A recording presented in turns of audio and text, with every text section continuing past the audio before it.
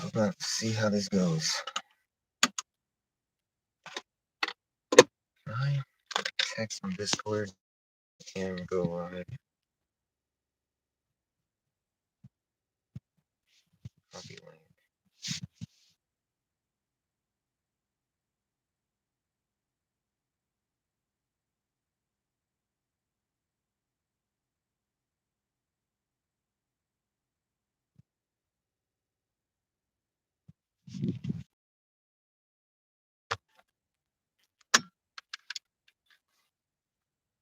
So we're gonna try something different here. We're gonna try to drive and talk at the same time. I know you can't see me right now, but you will hopefully be able to see me in a second. You know what I can do? I have a better idea. Watch this.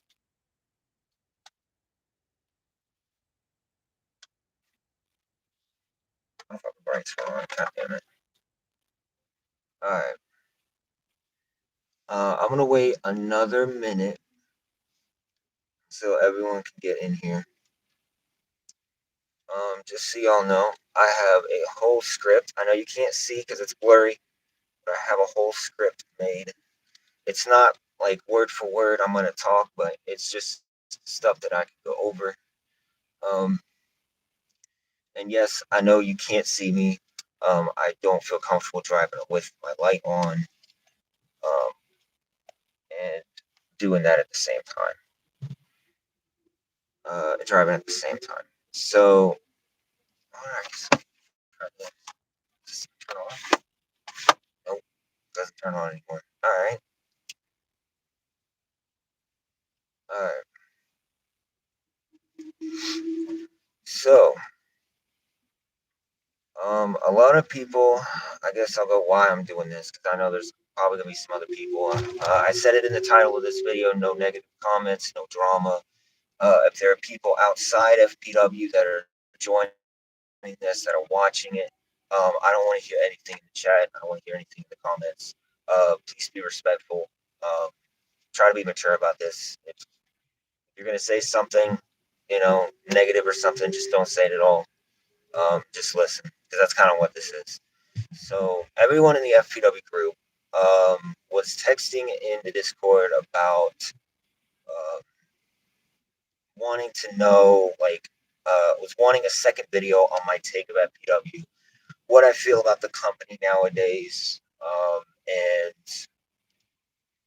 pretty much just a gist of what it was. I know my last video I made, of course, it's like that late again, but um, I wanted to do this because I might work tomorrow, and I don't know how much time I'm gonna have tomorrow to do this. So I'm just gonna do it now. So in the first video that I did this, I didn't put it on YouTube, but the first video I did this was about 37 minutes long, and I watched it back numerous times to try to see how I did on it. And I was talking really fast. I was kind of just going everywhere, and I was losing my train of thought really easily. I was kind of stressed out at the moment, and just kind of going off. Anyways, but I'm just gonna try to do this and drive, and I might just stop at different places and just not stay in one spot for too long, and just go to different spots. That's what I'm gonna try to do.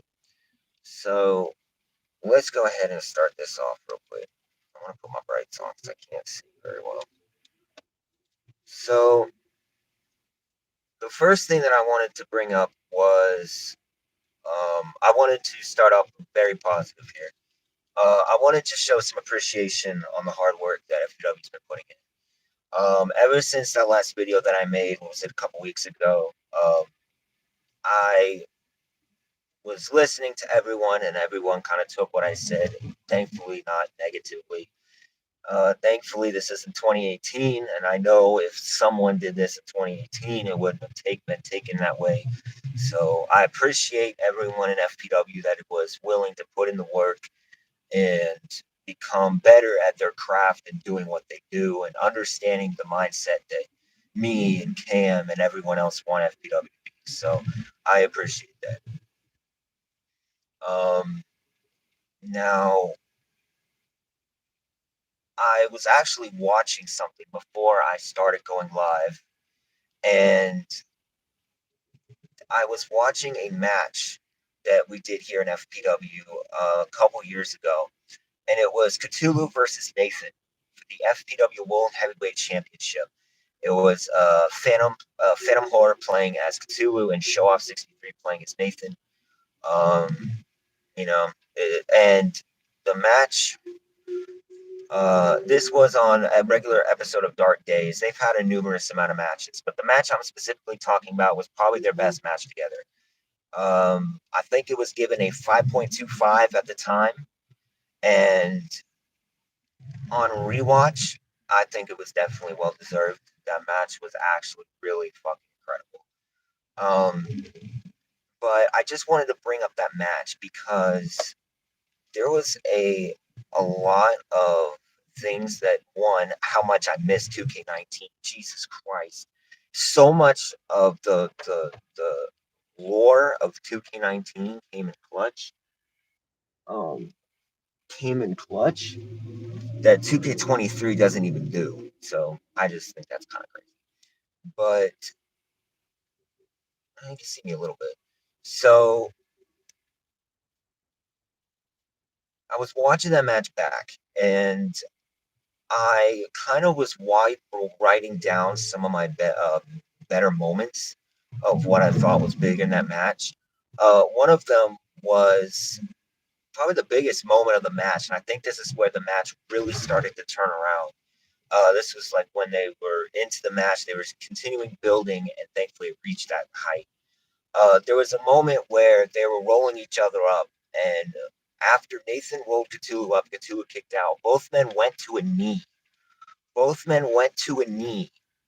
and both men got up at the same time. And it was kind of just the reason why it was so big was because in that moment, you could see that both men were bringing their fucking all. And you could see their bodies were taking a toll, and just seeing both of them take a knee at that moment it's just incredible. You can't even plan that. It just happened.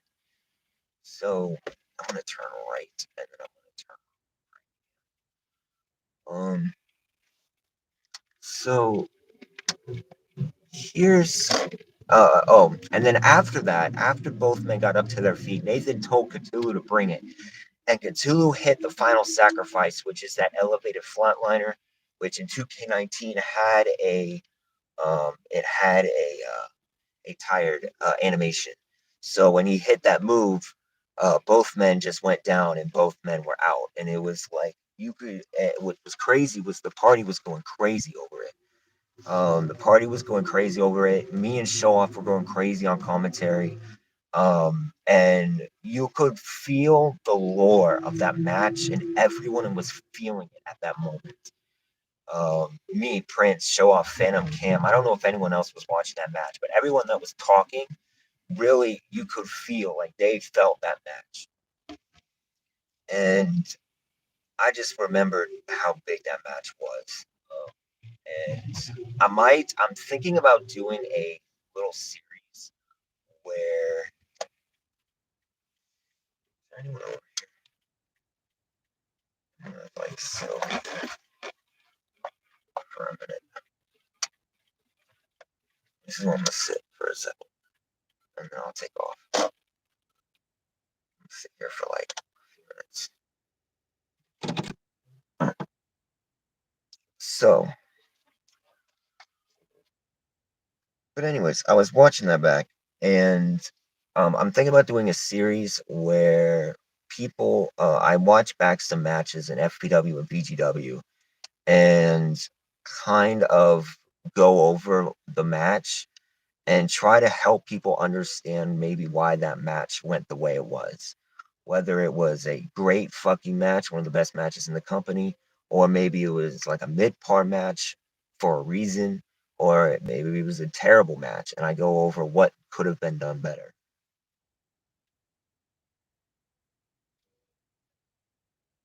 So, nonetheless, I want to continue on. I wanted to officially start off what I thought about FPW Revenge. Revenge was just happened about a few weeks ago, and the I definitely thought the show was really good. Um, if you watch back on Twitch, apparently my audio was very crackly. Every time I spoke, I didn't sound very good. So I don't know what all that was about. But pretty much the whole thing of um, that show it went very well. I definitely think that there was some matches that could have been done better. And actually, Show Off was watching this match, and he was actually giving my feedback. I didn't even know. I was just on Discord and I saw he was watching the show while it was live. Um, and he gave me some feedback. He didn't get to watch the main event because he fell asleep before the main event. But um, overall, I think this show went the way that it was supposed to. Hopkins and Solo was a great opener. I think that match did exactly what it was supposed to. Um, the triple threat between Nakamura, Ziggler, and Montez was really good. It was really fast paced. You don't really see that in this game. So it was an interesting and unique match. I'm not going to go over every single match, but pretty much every match did what it was supposed to do. The main event was an interesting match because, and I know everyone gave it a 5.75. Personally, I don't give it a 5.75. But then again, I don't rate things that high anyways. But the match, and again, this match wasn't like like an actual wrestling match. It was a unique match. The story that it was telling isn't what you see in a normal match. I don't like rating those personally. So, but the match between Austin Rage and Asamu in the main event was a very good match, and I think definitely told its story well. It's almost like if the Fiend faced the Undertaker. Like it was both men looked hella strong. Both men looked like they couldn't put each other down. Both men were getting up to their feet constantly, and they were bringing the fight too. Um, and the whole match, um, especially that there was a lot of spots in that match too. Um, yeah. Dyer and I can't even speak right. Jesus. Dyer and Isamu. If I said Austin Rage, my bad. But Dyer Death and Isamu, um, brought the fight in that main event, and like Dyer hitting that. Like there was a lot of moments. The double stomp to the outside on Isamu, and Isamu just crumbled. Well, it was fucking. It was like one of the nastiest double stomps I've ever seen. Um, the constant like Dyer like taking Asamu's power bombs, which no one has ever done. That's a moment in itself. Asamu getting up after two blackout stomps and just fucking, it was brutal. It was a brutal, crazy, monstrous match. I'm gonna sit here for like another couple minutes, and then I'm gonna move to the next spot. Um, but nonetheless, Revenge was a hell of a success, and I think definitely is in the track of where FPW should be. So, I want to bring back FPW clips, full shows, and archive matches. I want to try to revive the FPW clips Instagram.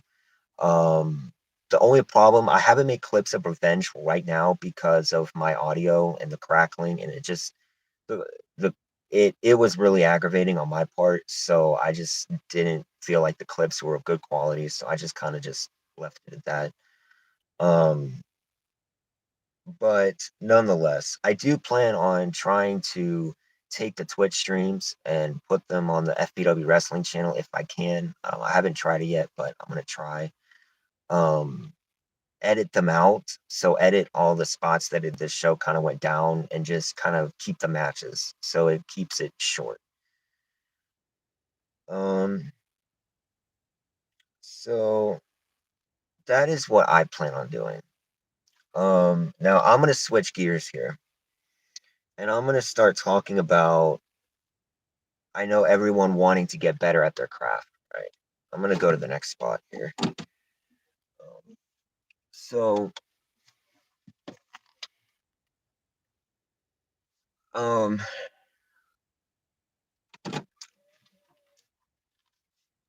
everyone was saying how they wanted to get better at their craft, and I was trying to put together some important pieces that I felt was very important to master to be able to make it to the lengths that people like Cam Black, Nathan, James Walker, Cthulhu, and others have done.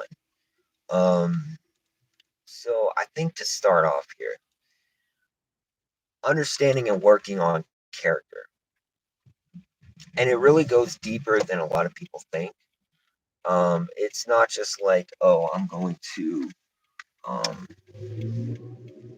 like I'm not going I'm just going to make a character and make him look cool and try to go from there.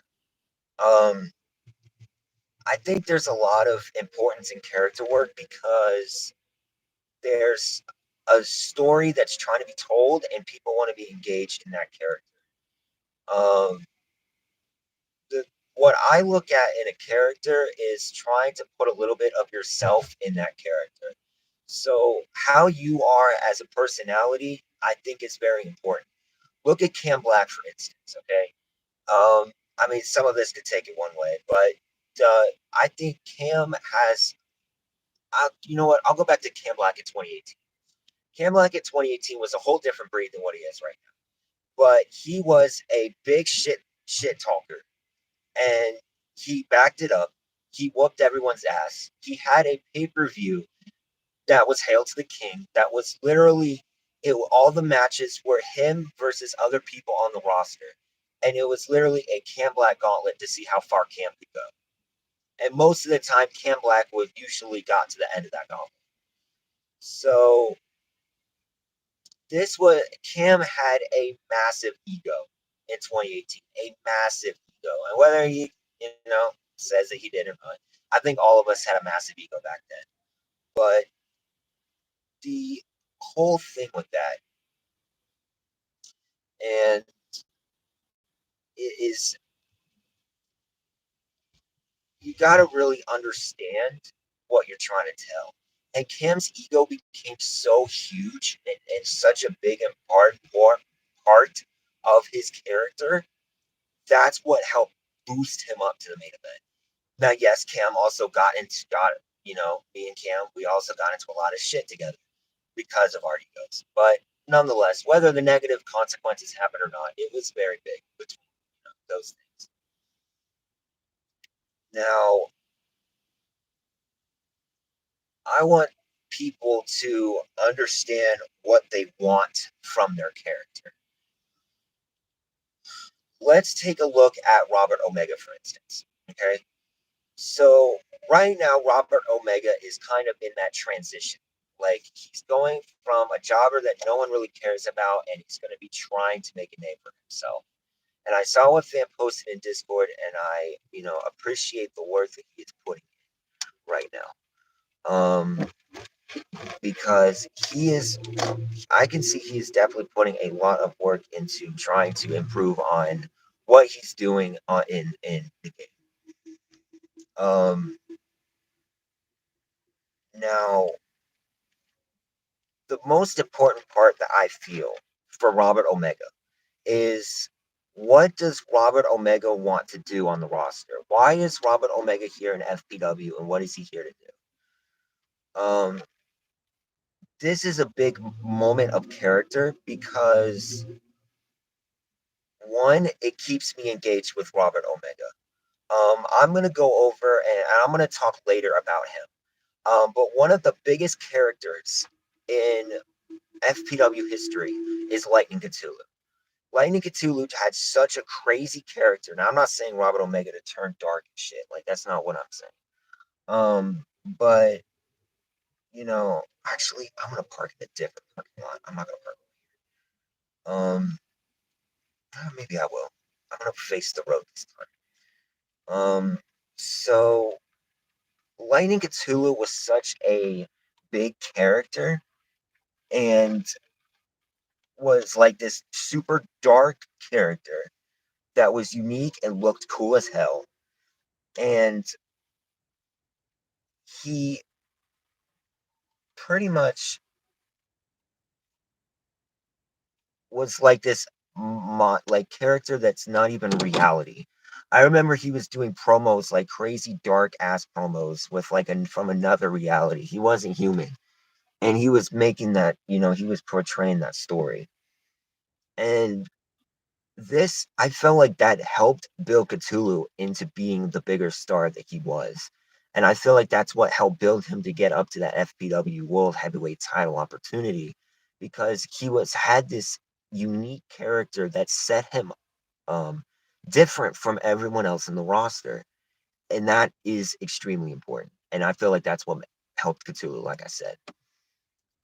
Another character that I'm gonna say, and he didn't really reach a whole lot in FPW, but I saw a lot of future in him. I don't really know him as a person, but Class Bar. Now, Class Bar came in. I don't know a whole lot about Class Bar's backstory, but from what I saw from Class Bar in FPW, he had a unique look. He had a You need the middle of reality and fiction. Yeah, I think that's cool. And I mean, I'm not saying everyone, but pretty much what you were saying, Cam. Um, but nonetheless, Class Par was a unique person. He had a unique look. He came out with this suit. He came out with the hat. He came out with this crazy theme song. He looked like he was above everyone else, and he fit the part. He fit that part almost perfectly. And Phantom was actually, not a lot of people know, but Phantom would actually wanted Class Par to be in Purple Rain. Phantom actually was really intrigued into what Class Par was doing, even though Phantom had show up and then they moved on from FPW. They were seeing what Class Par was doing in FPW, and they were intrigued on what Class Par was doing. And Class Par was also able to somewhat back it up in the ring. I know I don't remember. I don't think he's had a whole lot of crazy ass matches in FPW, but from what he was doing, he was also understanding basic ring psychology, basic match psychology, and was able to make his character mean something. That's what I was trying to say. Um, the next big thing, I think, for a character, and I saw fans said it on Discord, is a move set. Move set is very important because one, it helps you pace the match. It keeps the match going, and it keeps people um engaged in what the match is. Uh, Hold up. Cam Black is my ego, Eddie Diaz is my fuckboy side, and Dyer is my dark side. That makes a lot of sense. So like you could see Cam in the said that like a lot of his characters was different sides of him. So Cam Black was his ego side, Eddie Diaz, which like is taking everyone's girl, and Dyer is like that super dark side, don't fuck with me, I'll fuck you up kind of person. So exactly what Cam said. Um, but to move on, what I was saying. So with move sets, I think is important. Because like I said, it helps pace you a match and it keeps people intrigued, and it it helps make a match make sense. For instance, let's look at Nathan. Okay. So Nathan in 2018, he didn't really have a crazy move. Well, he had a crazy move set, but his move set in 2018 was more of like a high fly spot monkey sort of kind of person. He had the Will Ospreay front flip DDT. He had the pedigree, but he also had like crazy planches, corkscrew moonsaults, crazy stomps, and all these other crazy moves on his move set. But in 2020 and 2021, he started to turn his moveset around. He started to implement different like sequences and different two-piece moves. What I mean by that is he has the thing in the corner where Nathan, it's the Baron Corbin move. He has a lot of Baron Corbin moves on him. He has the deep six, or the deep sex as I like to call it, which he has as a rebound move, which he likes to catch people with. He has that corner move where the misdirection clothesline, where he Irish whips him into the corner, and he like ducks out of the ring, comes back in, and catches you with a clothesline. And he does like a little combo with that, where he like Irish whips you from one corner to the other, and then that makes it look like when he Irish whips you, you're gonna see that again, but you don't. He gets out of the ring and catches you with a clothesline. That's what he does with that. Um, Another thing on his move set was the knee drop, elbow drop combo. Simple, very simple. It was the knee drop to the head, followed up by the elbow drop to the side, and it's a simple two-piece from Nathan. Um, these things are extremely important because they help keep a match going. They help a match make sense. They help you not go for corkscrew moonsaults in the first 5 minutes of a match. It helps you understand the story that you're trying to tell in a match, whether it's, whatever that may be. Um, I'm gonna bring up some examples of some good matches here in FPW. Oh shit! Before I am getting ahead of myself here. Um, but the move sets help a match make sense. And let's go over, let's say, Jay Lynch. Uh, I'm gonna go over his 2K19 move set because a lot of the stuff I was doing in 19 I can't do in 23. But nonetheless, he had this. Jay Lynch had a number of combos. He had the arm track neck breaker into the jumping DDT. He had the hip toss choke slam into the Anaconda Vice.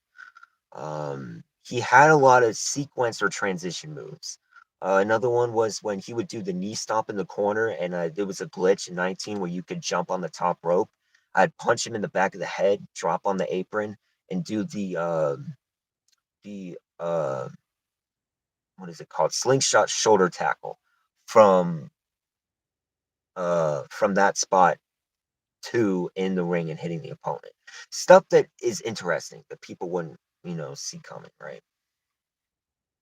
Um, Stuff like that. Um, and obviously, I don't know everyone's move sets from back to front, but you get the drift. Keeping a move set to where you're doing a match, right? And you're like, okay, I'm gonna try to pace this match. I'm gonna try to get my moves hitting in early on. Cam's punches are insane. Exactly. Cam does his crazy ass punches, right? Um, let's see what else. What was I going with that thought? Um, so like you're starting off a match slow, like, collar and elbow tie up, getting some wrestling stuff in or something like that. Or you're starting off a match with, I'm about to get to Cthulhu Nathan, which started off with a crazy brawl. Nathan ran out of the ring, Cthulhu followed him, and they just started killing each other at ringside. And then what they did is they brought it back in the ring and they slowed it down a little bit. So they were still telling a story, but Nathan was getting some of his moves in. He was getting his knee drop, elbow drop combos. He was getting his corner moves in. He was getting like his character build move set. He was doing the moves, and it was making sense, and it was flowing perfectly throughout the match. Like I said, I'm gonna do a video one day. I'm gonna post it on this channel.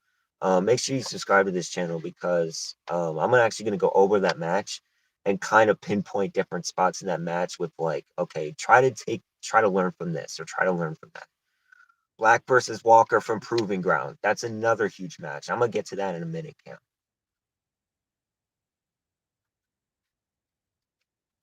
All right, I'm gonna get going. I've been sitting here for almost 15 minutes. So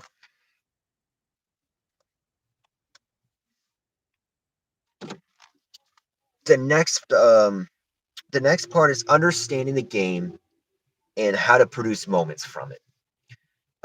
Also, also taking this and understanding the match that you are in and the story you're trying to tell. So in 2K19, there's clips on my Instagram, best Tomcat 51 clips of moments that caught us off guard. Um, this has nothing to do with FPW, but basically, it was a triple threat match. It was basically a triple threat match between The Godfather, Ric Flair, and Booker T. As shown off in Phantom. 5-star triple threat. This triple threat was crazy because there were spots in that match we literally broke the game and we popped hard as fuck for it. There was a moment where Booker T did a possum. I was grabbing Booker T from the ground and I was dragging Booker T and he used possum, but I was dragging him. Godfather hit me while I was dragging him and it put me in the corner. He put me on the top rope, Godfather did, and somehow Booker T got dragged to the top rope as well. So now Godfather had both Booker T and Ric Flair on the top fucking rope. And we were like, what the fuck is going on? And all of a sudden, Godfather hit a superplex on Ric Flair, right? Ric Flair gets taken out, and Booker T's like tiptoeing. He's teetering on the top fucking rope. And all of a sudden, Booker T just falls headfirst on the mat, drops Booker T, and all three men are down. And with that, that's like a holy shit moment in that match. And we didn't plan for it. It just happened. It was just the 2K19 lore. We broke the game, but it popped so hard, and that's what we would look like. That's the stuff that grabbed our attention. So, understanding the game and how to produce moments from it. Let's look at Isamu Dyer for a second. I'm gonna try to take 2K23 moments for a second. Um, Dyer and Isamu. Isamu, they already patched it. So I'm already gonna say it. They already patched this because I already tried it. They already patched it in 1.12. The power bomb on the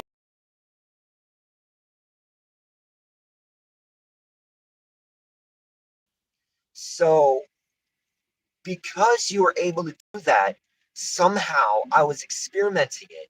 And as you put them in different positions, you were able to turn the announce table.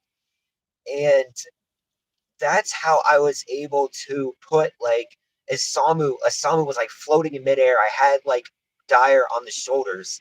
One of the spots was I did a Samoan driver on the fucking steps and killed Dyer. Um, Another huge one was where um, when we were lifting up, I was actually trying to power bomb him, but eventually it didn't happen. And then I accidentally did the crucifix power bomb. I didn't need to. I tried doing power bomb 6, and I was going to power bomb him off the table onto the A ring apron. The choke on the barricade. Oh my god, that didn't even play. I didn't even know that was going to happen. But literally, I just grabbed. I was literally Dyer was floating in midair. I grabbed Dyer from the back of his fucking man bun and started choking the life out of him on the barricade, and I choked him out. Like that's the stuff that you watch and grabs your attention, right? Um, Also the fact of where Isamu killed Virgil, even though this was post match. Um, if you There was a thing where if you would do the power bomb right, and you would lean them against the announce table and don't touch them. Once they get off the announce table would jump like 2 or 3 feet, and I was like, oh my god. And every time you put them against the announce table, it would constantly lift the announce table higher and higher and higher.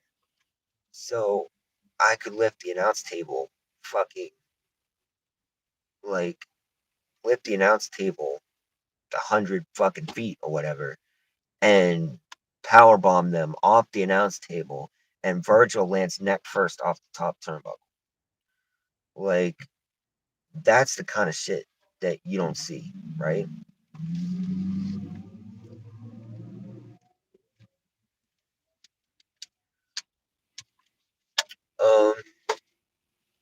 So again, these are big moments. Especially understand this if you're in a big caliber match. If you're in the Barrett return, exactly. The Logan Barrett returning to FPW caught me off guard. I didn't even know it was happening. But Barrett returning, which by the way, Cam, apparently Barrett's return got cut off on the stream. I don't know how, but it got cut off. Just so you know. But the Logan Barrett returning to FPW, of course, if you don't know who Logan Barrett is, he was this big star that was making a name for himself in early 2022. The game in 2K22, I was seeing a lot in him. I was. And, um, excuse me, um, he was making a name for himself. And he literally went into the Royal Rumble at number 7. And I have this memorized. Guys, I have this memorized. That tells you how important that moment was. This man came in at actually, it may not have been number 7. I don't fucking remember. But it came in at an early ass number. Because I think The Rock came in at number 7. But it came in at an early ass number, right? And he lasted every other person in that fucking match. He eliminated Stone Cold Steve Austin. He broke the elimination record that was previously held uh, by Drago Fury. 8 eliminations, or eight and 8 eliminations, whatever Cam said. Crazy ass amount of eliminations, right? So, or he came in at number 8 with. Okay, I see what you're saying. So, but nonetheless, um, the but I was popping hard over that match. Evan McCarthy came in at number 30. It was Logan Barrett and Evan McCarthy. And I was literally, that's another one of those moments where I turned into a complete fan in that moment. In that moment of craziness that Logan Barrett was about to pick up one of the biggest wins in this company's history. Um, Almost like an early Nathan feeling, right? Logan Barrett was about to win this Royal Rumble. And he and Evan McCarthy go back and forth. He eliminates Evan McCarthy and he wins the Rumble. And I'm losing my fucking shit. Right? Now, fun fact, it was only me and Cam losing our shit, which is just funny. Rookie year. Of course, rookie year. He just came into the company. And the fact that even the game, took him as that and let him win the Rumble, immediately shot Logan Barrett up to the high rankings. That shot him into that triple threat. That wasn't even planned. But it was going to be, what was it? It was going to be Logan Barrett, Austin Rage, and Mason Angel for the FPW Championship in the main event of 0 Hour. And Logan Barrett was about to be in the main event of 0 Hour in his rookie year, which is just insane, which I don't think has happened since Nathan, right? Or since that time. So the fact that he was in such a big moment like that is crazy.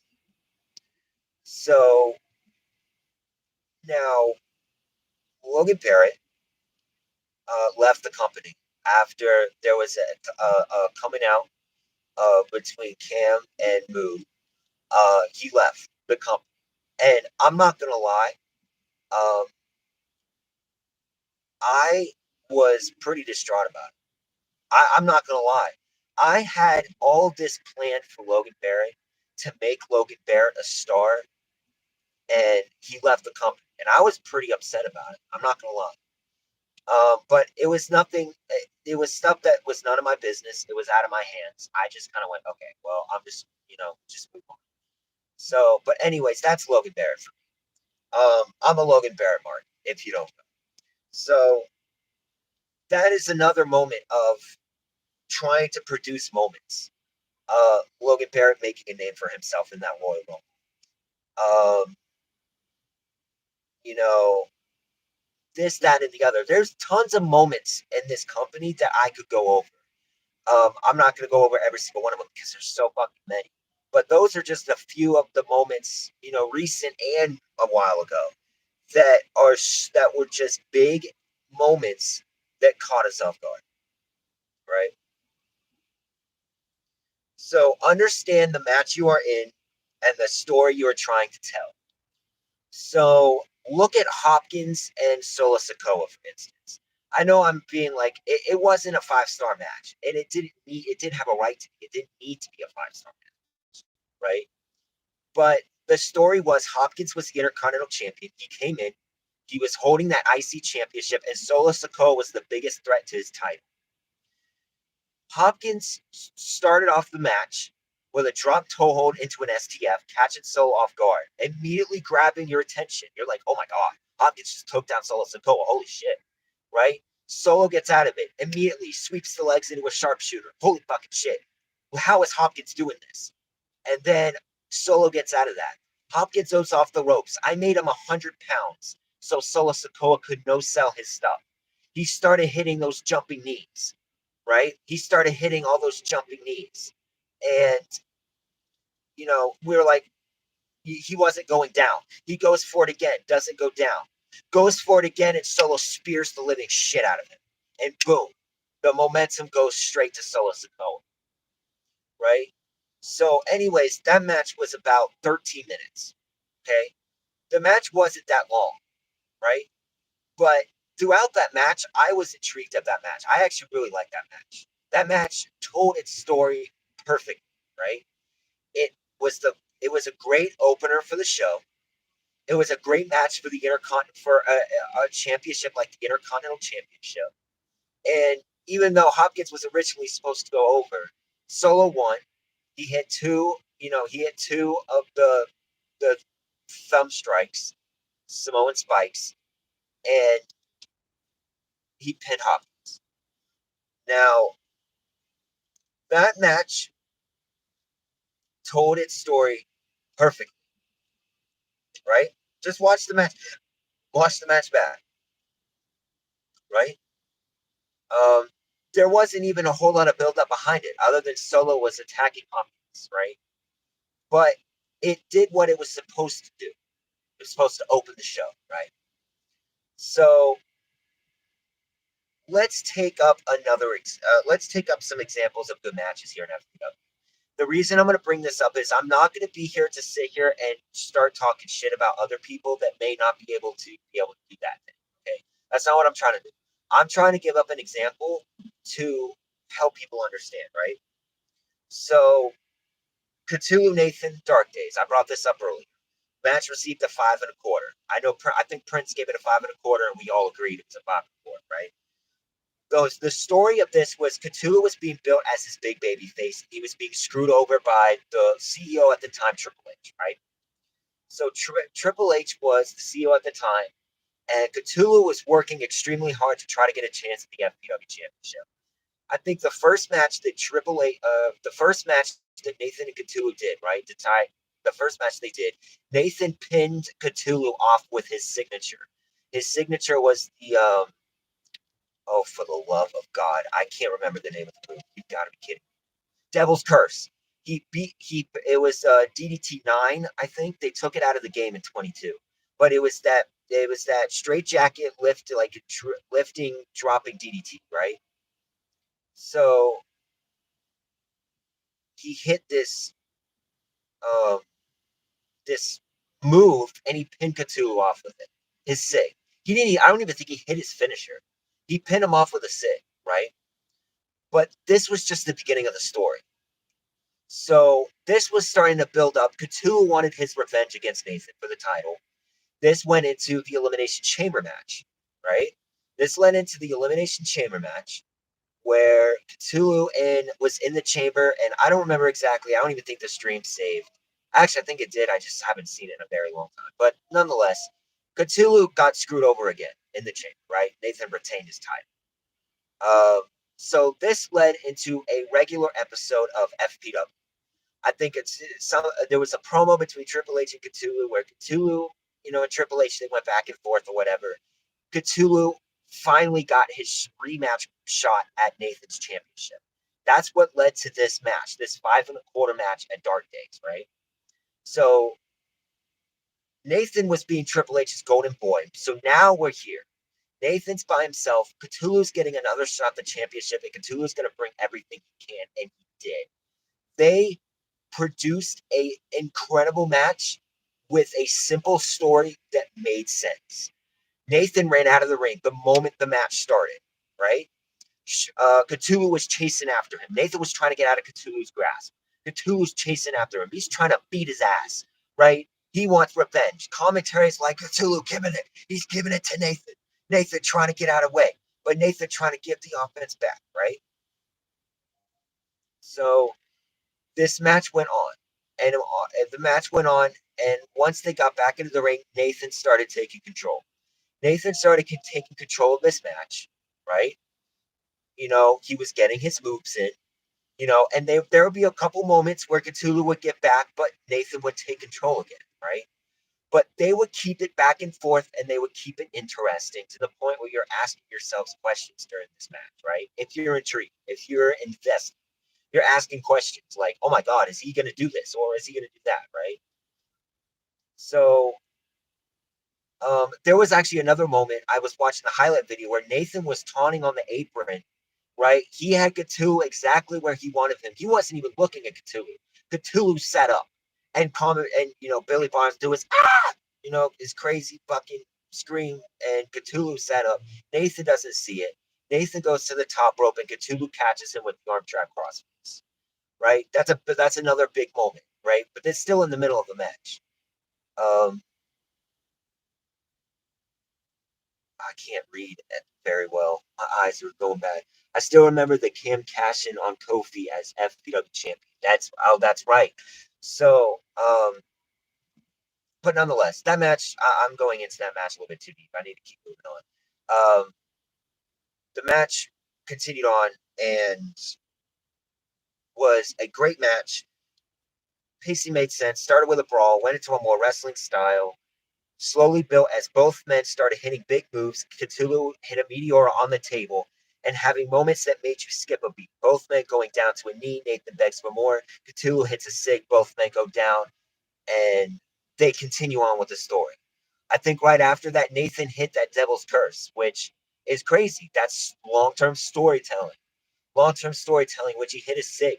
That's the move that he beat him before. Is he going to beat him again? But no, Cthulhu kicks out. He kicked out. He didn't get pinned this time, right? That's keeping the match going. That's keeping the match, keeping the pacing going, and kept building it and building it and keeping it going. And it's going smooth, right? So I'm going to stop over. You know what? I'm going to stop at the, not the truck stop. I'm going to stop right here. I'm going to stop right here. All right. We're going to stop right here. All right.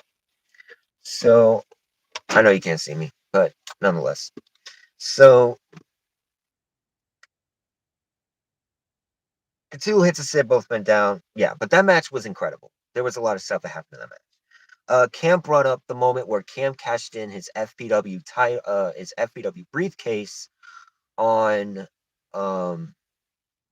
on Kofi. Kofi was a rising star in FPW. Kofi had an incredible career in 2020, where he came in, he started having these crazy matches. He was a big face that people were getting behind. He had a crazy ladder match with Gangsta Woods, which I'll get to later. He had a match with Cam Black. He was having all these crazy matches. And earlier on in the night, Cam won the briefcase, right? And Kofi was champion. I don't remember exactly the match that he was in at the time, but Kofi was in a match. He retained his title. Cam Black came out, right? AJ Styles. Okay, so it was Kofi and AJ, right? Kofi was God tier. Still remember my match as Sammy against them. Exactly. So Kofi was a main eventer. He was making his name. Now Kofi was Cam came out as Kofi retained his championship. Um, Cam came out and started to beat his ass. and he cashed in his briefcase. He pinned Kofi as champion, and that was that. And Cam became like the biggest heel in the company.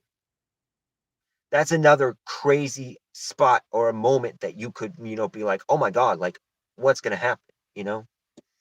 So, hold on, I need a drink. My throat is getting dry. So, nonetheless, um, I might have to start moving again. Hold on, guys.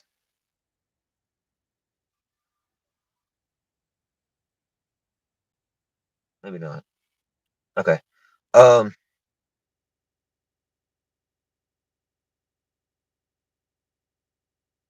let's see what else. But yeah, there's a lot of big moments. Um, First and only person to hold both belts at the same time. My both best matches were probably with Sammy. Yeah, that makes sense. I I think definitely, we've all had our share of bad matches. Um, I don't know if you remember this Pancake, but I know Prince talks about it all the time. But I think, God, I can't remember the match.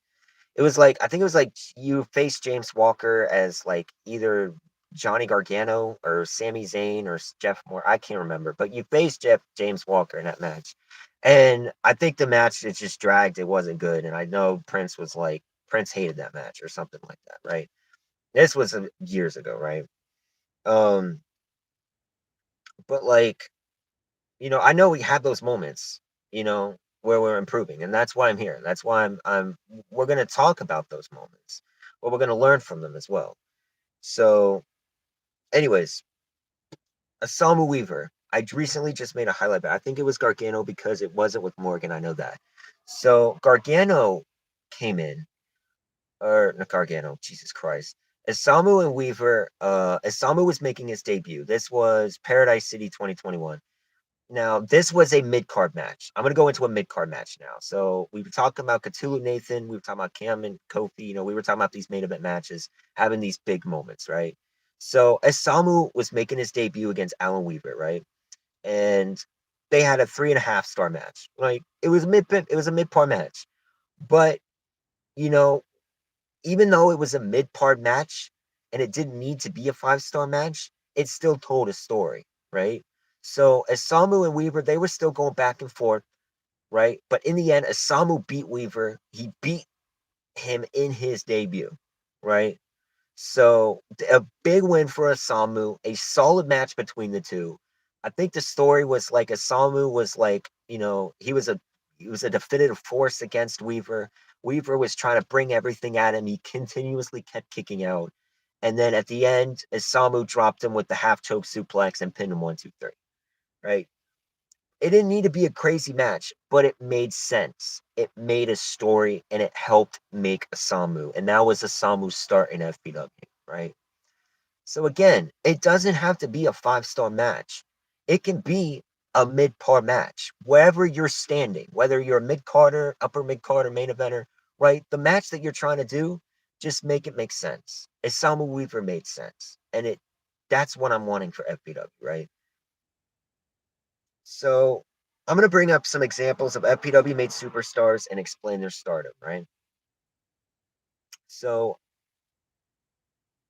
first off, Cam Black, of course, I said earlier, he got his ego.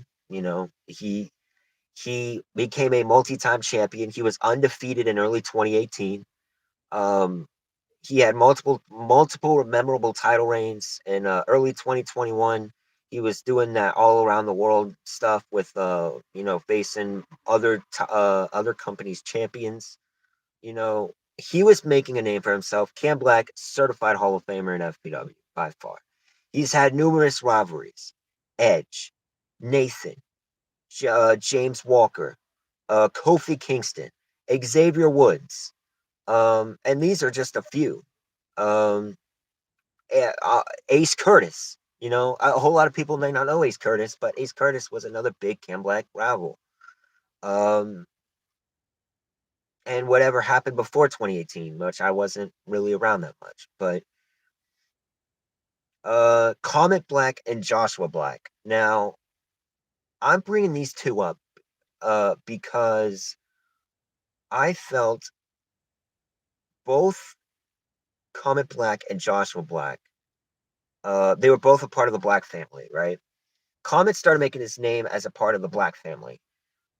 I don't remember what he was beforehand. I know he was Demon Comet, but I don't know if that was just who he was before he became Comet Black. I don't know the whole story about Comet Black, but Comet Black started making his name because he was like the brother of Cam Black. Comet Black was the brother of Cam Black, and both Cam and Comet absolutely terrorized the tag team scene, right? And I remember Cam and Comet, like they were even going like, into other leagues, and they were going like, doing competitive stuff. Like they were actually whooping other people's ass and making a name for themselves, right? So, but nonetheless, Comet Black and Cam Black had a rivalry. They were tag team. They were longtime friends, and over time, uh, I remember they had that Hell in a Cell match at WrestleMania 2020. It was Cam Black versus Comet Black in it was like a Hell in a Cell, 2 out of 3 falls or 60-minute iron. I can't remember. It was a crazy Hell in a Cell match, and I believe that was Comet Black's last match in FPW ever. So he had that last match, and that match helped make Comet's career.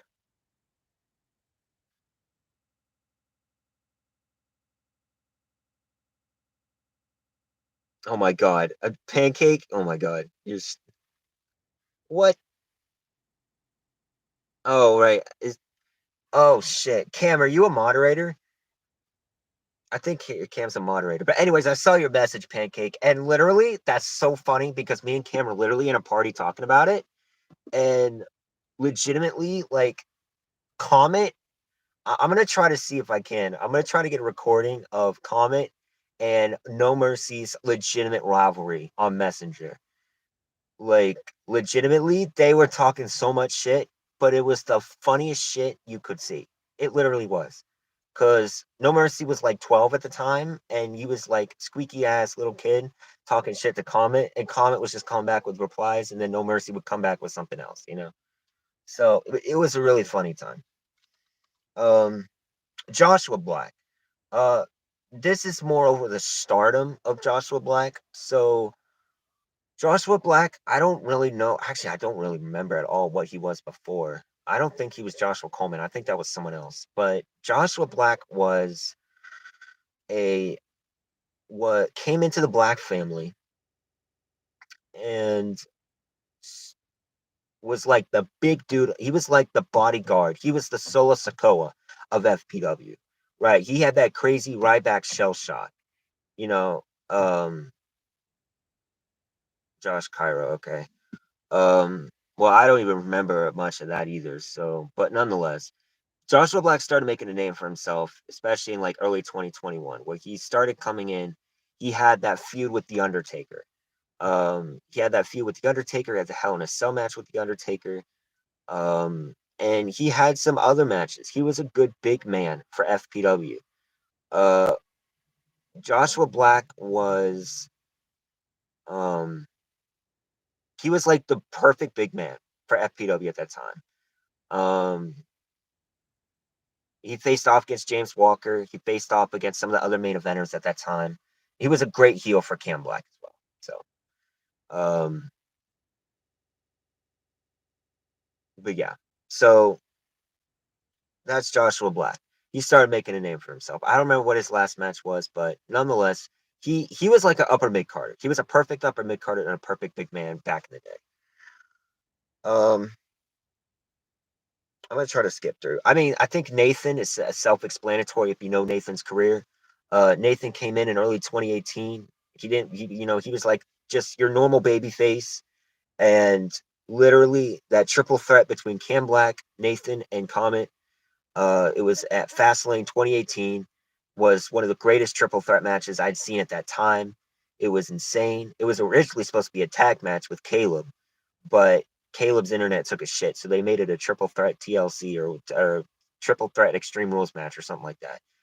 And literally, Comet got eliminated first, and Nathan and Cam, Nathan, like, this was, and this was during the time of we were competitive too. They weren't even meaning to put on a story; they just did, right?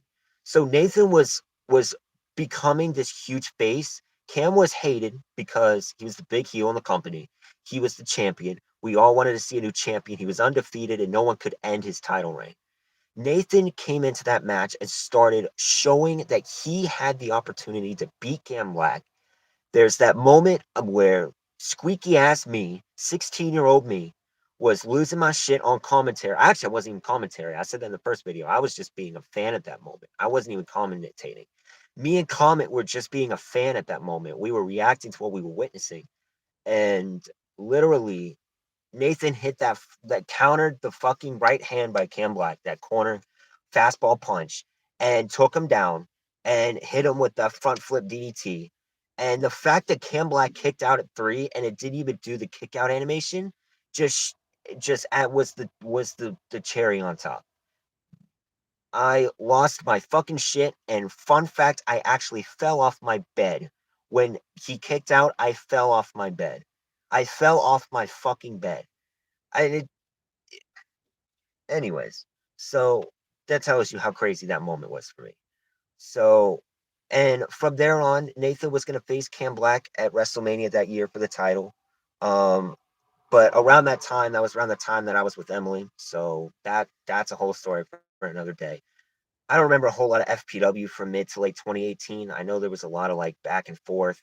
I know FPW was kind of rocky during those times, but there was still matches that were being done. Nathan having his matches and et cetera, et cetera. But Nathan didn't really start making a name for himself again, or I wouldn't say that. You start the re Nathan came back in 2019, and I remember he was doing those matches. That's when James Walker came in. That's when he was doing those matches. When he was winning the titles, I wasn't around that time, but I know that stuff was happening. Why the fuck?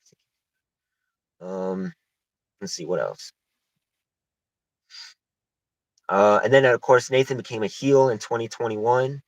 Uh, he was all about himself. He only cared about himself. He didn't care about anyone else. And he had a great heel run in 2021 before he eventually left again. And then I think Nathan's last FPW match ever was Nathan Walker, Cam, and Cthulhu at 0 Hour 3 in September of 2021. That was the last match he had in FPW. Um, James Walker. I'm not going to stay a whole lot on James Walker because I actually wasn't around the time when Walker made his debut. But from what I've seen and what I've heard and what I've known, like Cam's brought up the proving ground match between Walker and Cam. Literally at that time, James Walker came in mid 2019 and he started having banger after banger after banger. I think he had the match with Nathan, the very first match with Nathan at not Total Velocity, Jesus Christ. I know what it's called. I just can't think of it at the top of my head. But they they had a match, and I felt like that helped make James Walker's name. James Walker won the title. He started having other matches. RSC star turn main event. Exactly. Dad versus Fetish Man. We don't talk about that. Um, um, let's see. But yeah, but James Walker.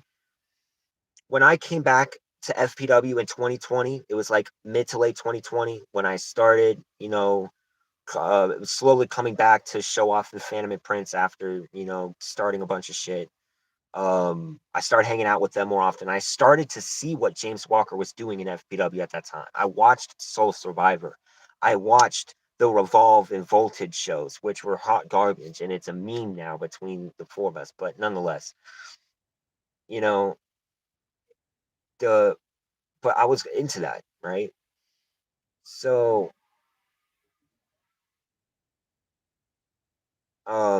let's see what else.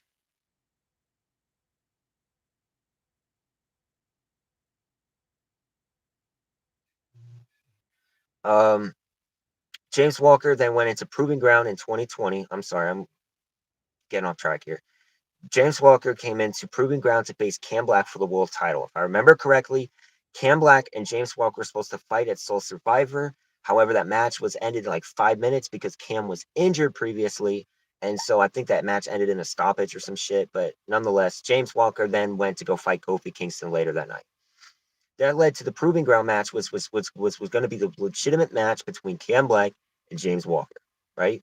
So James Walker and Cam Black, they had a banger match. If you haven't seen that match at Proving Ground, it was a great match. I don't remember the rating for it at the top of my head, but I know that that match was great.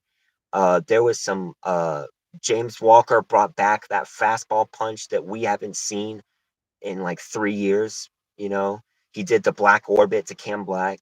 You know, those were some big moments in that match, and there was a lot of cool stuff until the ending, and where a 4.75. Okay, so it was a 4.75 at the time. Cam Black then at the end he tapped out James Walker. He made him pass out, which means Cam Black I think won the championship. So James Walker was champion at that time, but Cam Black beat him for it. I can't remember at the top of my head. I can't remember who was champion at that time, but Cam won. He was the big heel, and oh my god, Phantom on commentary. You have to watch it back for yourself. Phantom on commentary was a story in itself, and this is why I love Phantom for what he did at that time. Phantom legitimately was a Cam Black mark, right? So Cam was the heel at the time. Phantom was on commentary, and he was marking out for this heel Cam, while we all hated Cam Black, right? So Phantom was sitting here marking out, sucking Cam's dick. And there was like on the podcast beforehand, and there's a promo video of this. On the podcast beforehand, there was literally Phantom was going over I think Cam did something or something happened, and all of a sudden Phantom turned on Cam Black and started rooting for James Walker for Proving Ground. It was like one of the craziest things ever. And then when James Walker lost at Proving Ground, that is when James Walker turned heel on Kofi Kingston. Then Phantom was losing his shit because now Phantom turned from sucking Cam's dick to sucking James Walker's dick. Now James Walker turned heel, and it's like craziness. Like it was insane. And I can remember, yeah, Cam flipped out on Phantom. I think it was Cam Black Sr. on commentary at that time. And um, you know, they were Cam Black Sr. and Phantom were always going back and forth on commentary at that time. It's the little things, man. It's the little things. It is starting to get hot as fuck in here. Holy shit. I'm turning my AC on. I don't know if y'all can hear me, but hopefully you can. I'm just gonna turn it on medium because it's blowing hot air at me. So Cthulhu. I've already said a lot of Cthulhu. I've already said it, but nonetheless, great character, former FPW champion. He didn't have a whole lot of time to work with since he made his debut in 2021. But nonetheless, for the short time that Cthulhu was in FPW, he was incredible. Um, Thoughts on Hayden Baker? I'll say this. I think Hayden Baker did great with the catchphrase of "Let him bake." I think Hayden Baker definitely took a lot for me to understand. Um,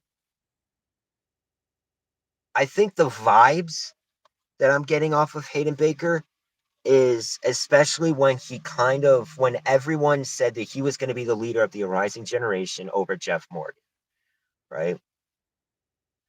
So like Jeff Morgan was supposed to be the leader, but like everyone was like say Hayden Baker was the real leader of the rising generation. And then of course you saw Hayden Baker then, went inside, turn on the rising generation, did his own thing with Cam.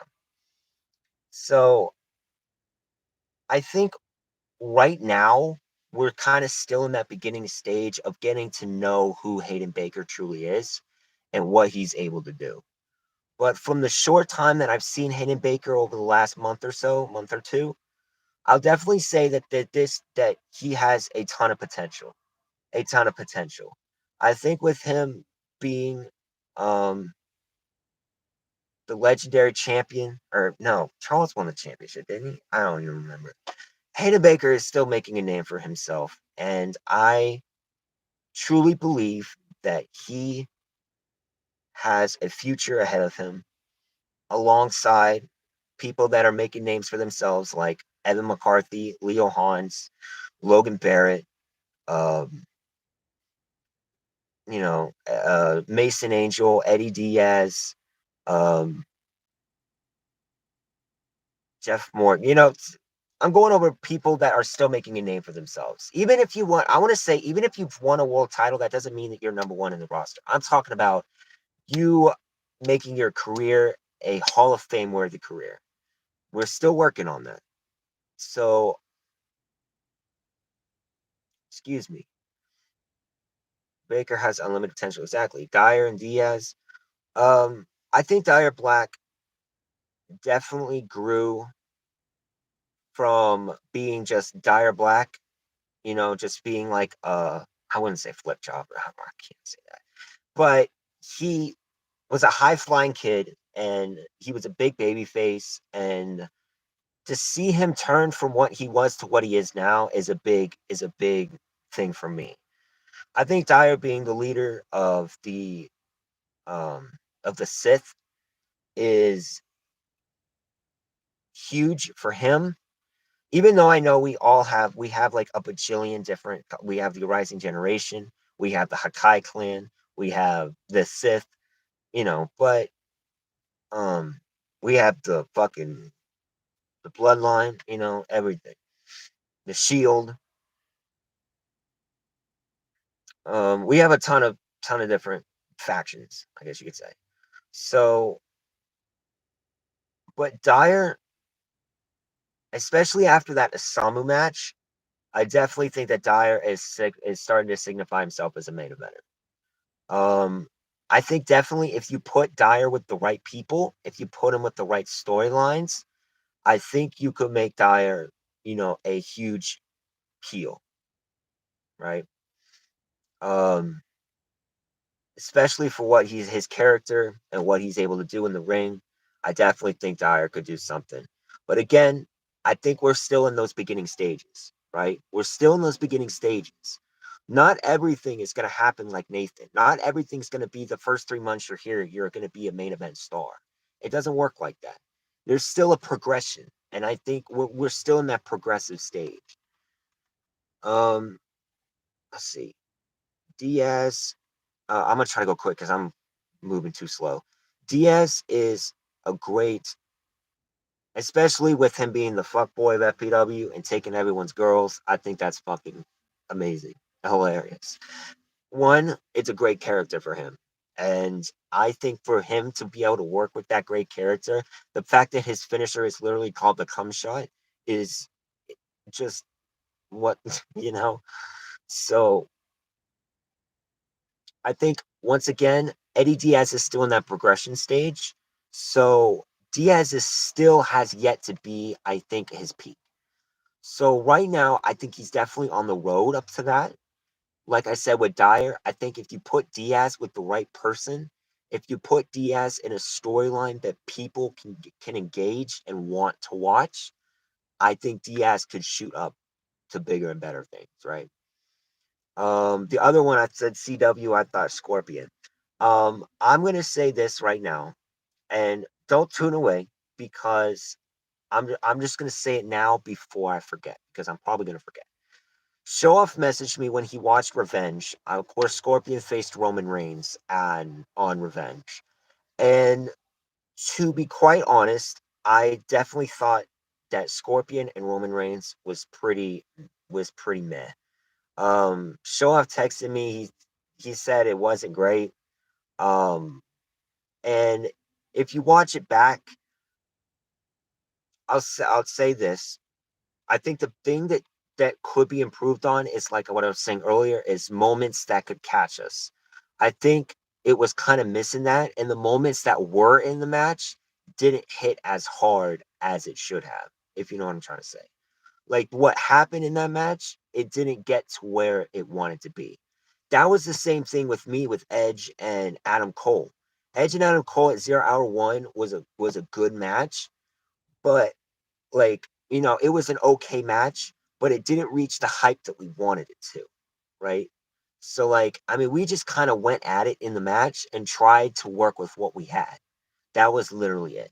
And I remember both me and Prince were sick at the time. I had a massive fucking head, whatever the fuck I had. I was in real bad shape, and fucking Prince was sick as well. So, we were both sick trying to do that match. But I definitely think I remember Scorpion from 2021 being in RSC. RSC, if you all remember RSC in 2021, it was like the NXT brand when we brought it back in 2021. I was the general manager, and legitimately, I still have on my laptop the fucking cards for that show. No joke. But, you know, those, I was booking Scorpion to be that next star in RSC, right? He was RSC didn't go very far. Because I believe I left because of the Edge and Cam Black Hell in a Cell incident. But I see a lot in Scorpion. I definitely think that with what he brings to the table, he could be a future main event star. I think there's some work to be done. I think maybe if we have a better understanding of what his character is and what he does, I think Scorpion could make it big. Um, Let me see what else. I ran out all the chat. The chat ran away, so I can't see the chat. Oh, there we go. Uh, J Hop, the goat, of course. I think that speaks for himself. Um, I'll go with that in a minute. What's your advice for newer characters who are in the company now? Thoughts on Jeff Morgan now that his FPW career is over? I'm gonna start driving again. Um, I'm gonna sit here for almost like a half hour. So,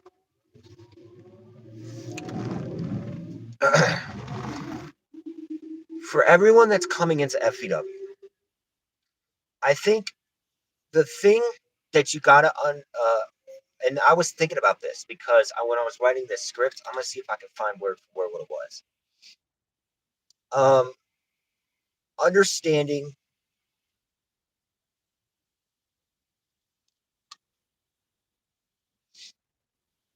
understanding the mix between a character and a good booking story. Okay, so right now, I think again we're still in that progression stage of yet to reach that greatness. That's like, oh my god, I can't wait to do FPW next, right? So I think that a lot of what I've said earlier, I think character, understanding your character. What do you want your character to be, and what do you want your character to make others feel, right? What do you want? Let's say, Angel, I know you said, like, what can we improve on? Like, what do you want us to make? What do you want us to feel about Mason Angel? Like, what do you want us to take away from what Mason Angel does as FPW World Champion? Right? So I'll tell you right now. I'll tell you right now. I'm also going to answer it, but right now he's the new king of FPW, which is a great start, and I can see that story building, and it's building right now, right? So right now you're the king of FPW, and people say, oh, he's going to be the next Cam Black. He's going to be the next king of FPW. He comes out to avenge Sevenfold. This is like Cam Black for the past. Cam Black's like almost his manager. He's like the guy behind him. And Mason Angel is holding that championship up high, right? I think with that character, I think you could go a lot of places. Um, like I've said it before, you could face off against people that Cam Black has faced off, like Edge and Aleister Black. You could face off against people and start making a name for yourself as the next king. of FPW. I know that Hail to the King pay-per-view is coming up, and Mason Angel is gonna be that's gonna be like Mason Angel's time to shine. I know you said in the Discord Thunder Down Under. I don't know what's planned for that show, but nonetheless, whatever you have planned for that show, I'm sure it's gonna be really good. Dude, the chat has got to stop going away, bro. I can't read, bro. Mason could be the next Cam. Yeah, I think he could. Like, I'm not saying he could be the next Cam. I think he could be the next Mason. But being under the king of FPW is a great, is a fantastic start for Mason Angel. I think with Mason Angel beforehand was kind of like understanding Mason Angel, and I think we're at that next step with King of FPW. This is where now, if you look into the future with being the king of FPW, this is just me doing straight off the top booking right now. You could take this and be like, I want to be myself. I don't want to be the next, I've been the next king of FPW. And guess what? You know what? I'm better than Cam Black ever would be. There's that ego coming out, that Cam Black ego, right? That Cam Black ego could come out, and Cam Black could be like, all right, let's see who the real king of FPW is, right? That's stuff that people would be intrigued to see. That's stuff that world championship material would like to see. All right. So you're like, okay, Mason Angel versus Cam Black. Boom. I'm not saying that's gonna happen. I'm not saying that's gonna happen. I'm just saying that, that there's an opportunity, right? You know, there's an opportunity to take this character and go to the next step. Go to the, continue on with your character. Look at Nathan. Nathan came in as just your normal baby face. But he started gaining a character.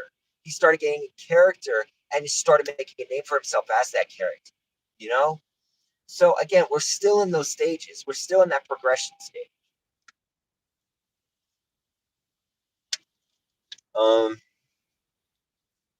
I need my phone. Shit. I need my phone, bro. So, let's see. I'm gonna try to move on. I'm sitting here going over stardom of all the rosters, and I can do that in text. So, the importance of good booking and the mix between a character and the booking story, like I said. So, I wrote down, I just copy and pasted the card for the next Paranoia show, right? And I was going to go over the card, what I felt about the card, and what I feel like makes sense, right? So I know Cam has been working extremely hard as of late over the last month to try to make the cards make sense. Because if the cards make sense, people feel more intrigued, right? But that's not everything. That's not going to make everyone, intrigued about, right? So, um, look at booking from a couple months ago, right? We were just seeing a bunch of stuff kind of just being put together. There wasn't really any coordination. And I wasn't really aware of what the story was being told. Like, yeah, Robert Stone, he had the Bray Wyatt. Like, he beat Bray Wyatt, he was getting the next Bray Wyatt. Like, that's cool. But there wasn't really a storyline with Robert Stone that helped build Robert Stone, right? Steve,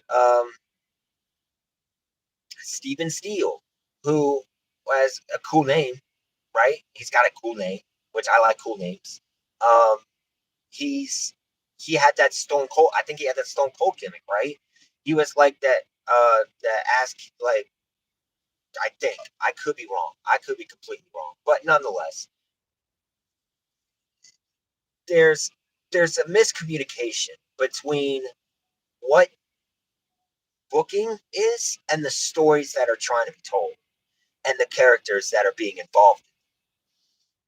And those three have to correlate to make sense.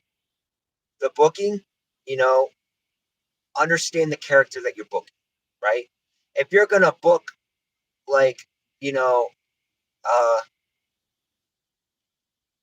I'm just trying to throw shit out. like book Edge and CM Punk, right? Okay, those two have years of history, right? You could book a way to kind of reignite that rivalry. There's a way that you could reignite that rivalry from the past and be able to build to the next pay-per-view to have their next match, right? Um, let's look at.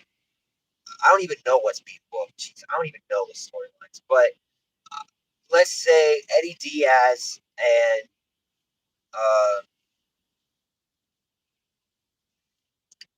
I don't know, fucking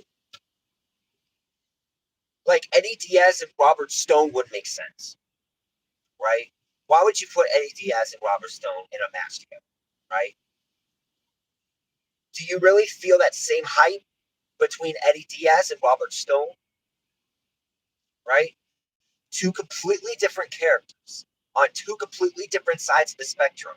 And even though that might work sometimes, in this situation, it doesn't. Because what Diaz is trying to do and what Robert Stone are trying to do are two completely different things. They wouldn't mesh if you put them in a one-on-one match. It just wouldn't make sense. I wouldn't give a shit. Um, let's say, I'm trying to think of bigger other main eventers here.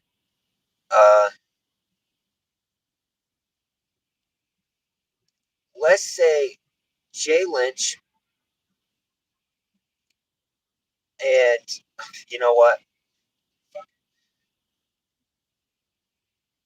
Well, okay, Jay Lynch and Jonathan Hopkins.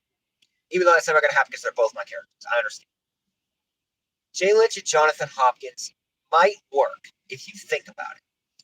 But if you put Jay Lynch and Jonathan Hopkins in a match, what their plans are, like I said, are two completely different things, right? If Jay Lynch were to be in a match with Jonathan Hopkins, that match would go over like it wouldn't last more than 5 minutes. Because if this was Jay Lynch would go in there, he'd choke Hopkins out and beat his ass, right? But from what I'm wanting with Hopkins and the story that I'm wanting to build with Hopkins is that I want Hopkins to go from just being a comedy wrestler to being actually able to have good in-ring matches and to actually make a name for himself. And I'm still building that story, by the way. I'm still building that story. I haven't fully planned it out yet, but I'm still building that story with Jonathan Hopkins. If those two got put in a match together, it would completely void everything that I'm trying to do with honestly both men. Because one, Jay Lynch is facing people like Jonathan Hopkins, right? Jay Lynch, I want him to be facing off again. I want him to be the next world champion. I want Jay Lynch to be facing off against, people that, may already have a name set or, you know, stuff like that, right? And this is huge. And this is why I'm so big on tag team matches. Because, you know, that tag team match that I booked a while back because we didn't have a main event, it was like, what was it, like Dean Ambrose and, what was it, Austin Rage versus Mason Angel, Jeff Morgan, and Sugetsu, right? So it was a 2 out of 3 falls. I think our third partner got taken out. It was a 2 versus 3 handicap match. But the story, right? The story with that match is it was building hype towards the pay per view. It was the go home show, and all 5 of these men are in a big match at the show. So you do a tag team match, and you try to showcase what they do. You do a little preview of what to see from these men, right? I'm going to bring in Collision for just a second. The main event of Collision, I just did an Instagram live of it just a few hours ago. It was CM Punk and FTR versus Juice Robinson, Jay White, and Samoa Joe. Samoa Joe and CM Punk are not doing anything right now, but they were almost the big focal point of that match. CM Punk and Samoa Joe haven't had a match in 18 years. 18 years. And they had a 5-star match back in 2004. And look and see how far Samoa Joe and CM Punk have gone since 2004, right? The fact that seeing these two stand in the ring one more like this is insane. It makes you go get chills down your spine, right? FTR and Juice Robinson and Jay White, they're kind of in this because FTR is CM Punk's buddies. They're tag team champions. I don't know really what Jay White and Juice Robinson are doing right now. I think they might be feuding with FTR. I'm not 100% sure. But, you know, you take that match, they had a great main event match. It wasn't 5 stars, but it was a great match to build hype and build the next segment. I was actually going to bring this match up. Buddy Murphy faced off against Andrade in this show as well. I didn't watch the match, but I watched the clip of it on YouTube. And people are saying that that was match of the year candidate. I don't believe it. But both Andrade and Buddy Murphy, right? They don't really have a whole lot of hype behind them, right? Andrade's making his return. Buddy Murphy's doing his thing with the House of Black, but they're just having a one-on-one match. But look at what they did. They used their significant other's signature submission maneuvers. Buddy Murphy was using the prism trap that Rhea Ripley uses. Andrade was tapped out Buddy Murphy to the figure 8. I don't even know how he fucking did it. But Andrade tapped out Buddy Murphy to the figure 8 that Charlotte uses, right? That's a crazy ending. That's like, what the fuck, you know? That's the stuff that, again, like I'm saying, moments that make you go, holy shit, that's so cool, right? That's what I'm trying to look for FPW, right? Again, I'm trying to look for those moments, again, matches that make sense. Buddy Murphy and Andrade may not seem like they make sense on the surface, but if you really think about it, it actually does, because they made it make sense using their significant others, having a great match on the show. And then after the match, House of Black came out and they beat up Andrade, and boom, there's a House of Black and Andrade rivalry for it. Which is funny because Andrade and Alistair have history, which I just thought of. Holy shit. But I want to go over this paranoia card real quick. And I kind of want to go over it and kind of go over like the different moments of the match, or different moments of the show, and kind of like, okay, go over what does it mean, right? So match 1, Robert Omega versus Robert Roode for the television championship. Robert versus Robert, you know what I'm saying? Robert Omega faced off against Carmelo Hayes at Revenge and had a decent pre-show match. It was a decent match. Now, this Robert Omega opening the show makes sense because Robert Omega wants to make a name for himself.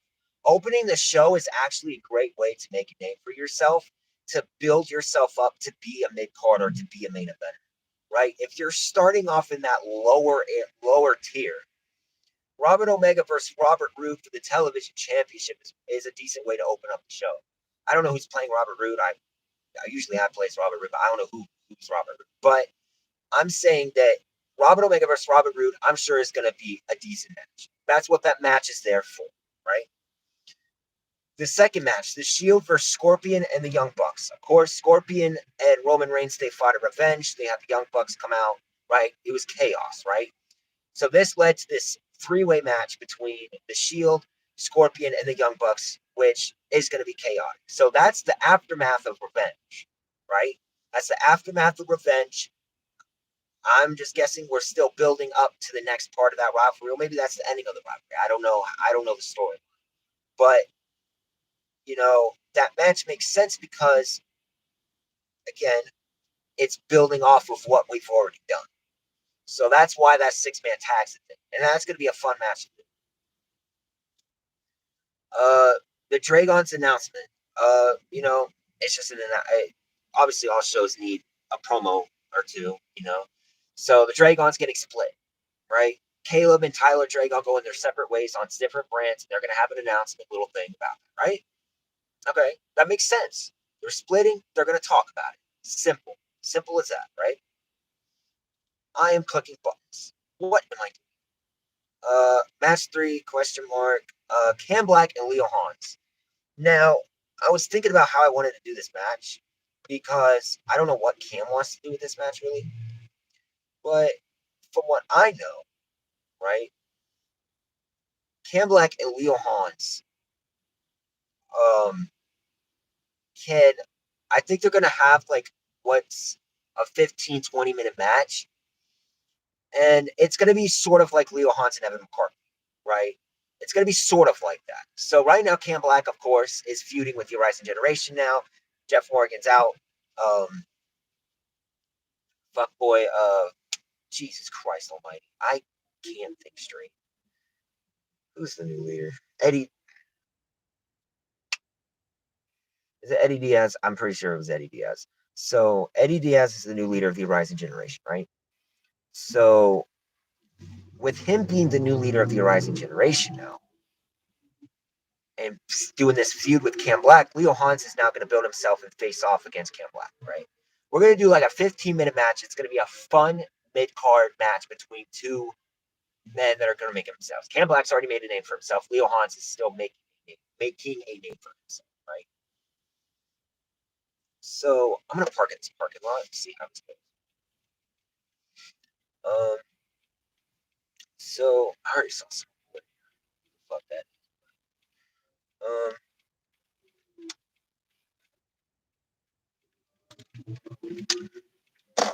but nonetheless, it's going to be a simple story that's going to be told. It's not going to be a 30-minute 5-star match. It's going to be a match that makes sense. It's going to be fun and entertaining. It's going to be interesting, and people are going to want to watch it. That's what it's going to be, right? Eddie Diaz celebration.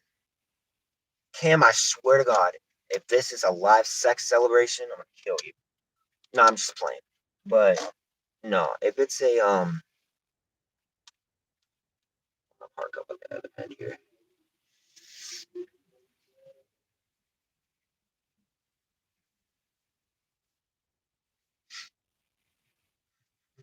Mm,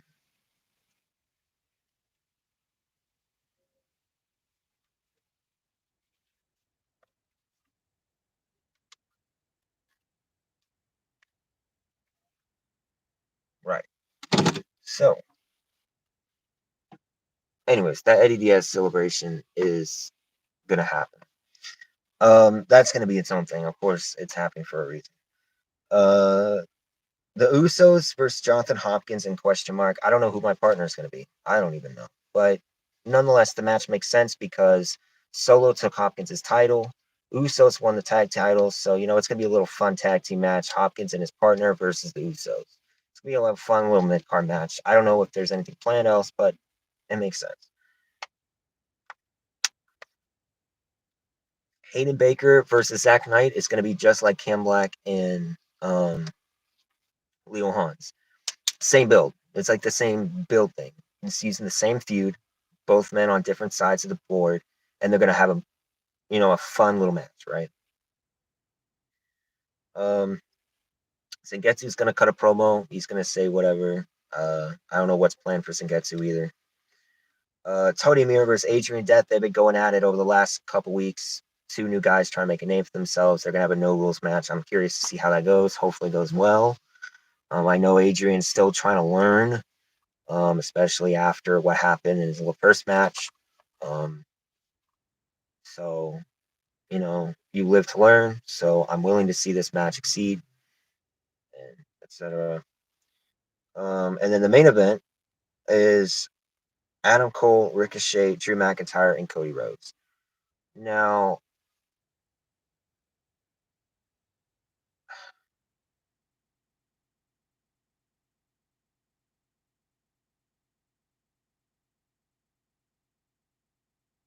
right. So the Legendary Championship is a main event champion, right? So, right. So the 4-way is going to be the crown that's your new champion, right? So yeah, that makes sense. I had to think about it for a second, but no, the fatal 4-way makes sense because you're trying to build the next story for the Legendary Championship. And that's what that is. That fatal 4-way is to build the next story for who's going to face Charles Waller for the not Grayson Waller for the Legendary Championship.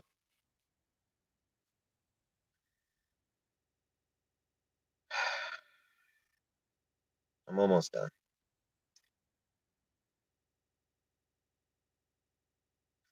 So I wrote down here some examples of good and engaging rivalries. I'm just gonna go over this quickly because I really don't know how I want to do this. Um, but I'm trying to think of different ways to make rivalries interesting. Because, like I said, booking is important, especially when it's got to go along with the character. The character's got to do its own thing, and the story that you're trying to tell, right, is big.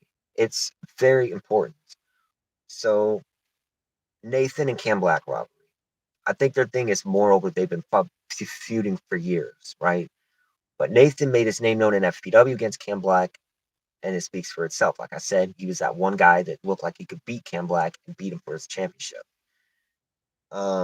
And over the years, it evolved, right? So again, I don't remember a whole lot of 2019, 2020 FPW, but I'm sure that they had some moments in those years, right? And then, of course, Nathan and Cam Black had their end of an era match on 2021, which was a great match between the two men, in which Cam Black beat Nathan in that match. And then that led into the Fatal Four Way, which I think Walker won at 0 hour 3. And then, of course, this WrestleMania reunion show I just posted on this channel, with the main event being Cam Black, Nathan, and James Walker, those three men stepping in the ring for the very last time ever. Nathan got his win back, beat Cam 1, 2, 3 at WrestleMania. Like, that is a great ending to that rivalry. That's probably the last time we're ever going to see Nathan Cam Black. I'm telling you that right now. That's probably the last time we're ever going to see them in the ring together. And to see that ending, to see Nathan stand on top after all these years is just like, it's one of those like tear to your eye kind of moments, right? Cthulhu versus Nathan. I already said this earlier, so I'm not going to talk about it, but Cthulhu, of course, was becoming that big baby face. Nathan was Triple H's golden voice. Triple H was trying to keep Cthulhu out of the title picture. Cthulhu had to fight his way into the title picture, and Cthulhu ultimately beat him for the championship on that episode, and then they had another match at uh, 0 hour. Um, and then they didn't really do a whole lot big together, but Nathan and Cthulhu had another big match in Purple Rain last year. So, they've had a number of cool matches together, right? Um, but mainly it's the beginning of Cthulhu and Nathan that like helped build them. No, I'm gonna go into a mix, so I'm gonna try to get out of matches. I'm gonna go to characters and story. I'm gonna start out with Edge. Edge is FPW character and story. Um, I was thinking about this when I was writing this down, and if you don't know, I came into FPW late 2017 as Edge. Edge was my first character that I played. It was like Edge, Rock, Dean Ambrose, those three men, right? And this was on 2K17 on the Xbox 360. And I was starting to make a name for himself. I think I met Cam through Maniac's company, and that's how I joined FPW. Joined the Messenger. Actually, I joined the Messenger after we had that Punk and Edge match, but Punk and Edge had a match for the FPW Hardcore Championship. It was like a 60-minute Extreme Rules match or something, and Edge beat him. Edge beat CM Punk to win the title. And then I think they had another match for the FPW Championship in which Edge beat CM Punk or beat someone to become the FPW champion. So I was the Hardcore and FPW champion by the end of 2017. Everyone moved on to 2K18, which I didn't have at the time, so I kind of had to take a step back, kind of relinquish the titles. I came back, I got 2K18, I came back, I started going after the FPW championship. This was what was going to build Edge up. I think before that WrestleMania, I think it was Edge and Alistair versus Jericho and Kofi. So Y2K. They were doing the tag team feud at that time. So when Edge came back, Edge joined Alistair to win the tag team titles, and then that rivalry kind of diminished. I don't remember the ending of it very clearly, but that diminished. But this one led to Edge going after the FPW championship. And if you don't know, if you go into the early videos on this channel, Edge, I don't know what it was, but I was like the only man that had the balls to show my face and cut a promo. And I'm not trying to be not trying to be a dick. That's not what I'm trying to say. But back in the day, Edge was like a big promo guy. I'd get in front, I cut a promo, right? I was making video packages for FPW back in the day. I was doing these promos with Edge. We were going to do Edge versus Nathan at that WrestleMania that year,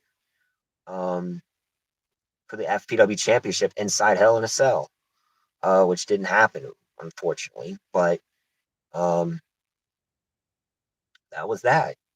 And Edge, um, yeah, but then it was a rocky start because if you look at VGW, I won't go into VGW because I know that's not really the topic sense, but he had a VGW career as well. I kind of mixed both the FPW and VGW careers together because it's me playing the same person, so I kind of see it as the same character. But Edge came into VGW, he won the UK Championship from Brock Lesnar, and he held that title and had incredible rivalry with John Cena. Had a then 5.25 star match, a 5-star TLC match with John Cena at Ultimate X. He beat Chris Jericho at Destiny that in 2019 to become the best of NXT. Um, and that also reminds me too, because when I was doing the promos, I called myself the ratings of NXT. Like I was so into my own character that I wanted others to be into my character as well. And I think that's what made Edge such a big babyface, was because of the work that I was willing to put in for Edge. So Enzo double champion. Yep, Enzo was a double champion. Yeah, yeah. Um, 2019, Edge came back to, or actually, Edge came back to FPW in late 2018. I actually saw this because I read Messenger the other day, and apparently I was going to be put in the Hall of Fame, and I was actually going to do a Hall of Fame speech, but apparently that didn't happen. And then, or no, it did happen. That was the Try Hard Hall of Fame. Uh, whatever it was called. So then Edge did that. And then what else did he do? He won the Rumble that year. He won the Rumble in 2019. I remember. He won the Rumble in 2019. He came in at like number 27. He won the Rumble. And then he went to go challenge Ricochet for the FPW Championship. So Ricochet was the FPW champion at the time. And I think when I made the video package for it, I think I made it for Edge. It was like Edge, Ricochet, and Cena, or Edge Ricochet and Edge Ricochet and Alistair. I can't remember. It was one of those two, but that was what was planned for the FPW Championship, right? Um,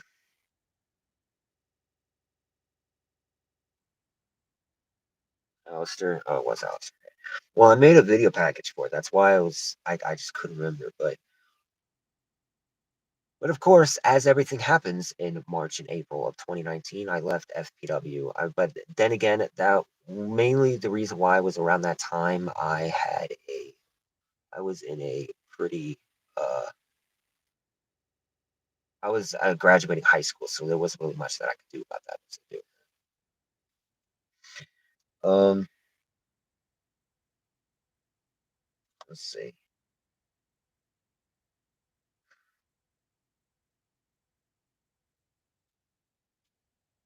Yeah, everything else Edge has done is pretty much speaks for itself. Like I tried to become Edge invested. He had his rivalry with Cam Black in 2021. And he continued being, and now he's a 2-time Hall of Famer in FPW now, and he's still going. So, um, that's just going after character and story development, I guess you could say. You know, Even the times where I left and I came back, but people, at least from what I've seen, I've been engaged with what Edge has done over the years. So, you know, that's what I'm trying to say. You know, get to do. Gangsta Woods, character and story.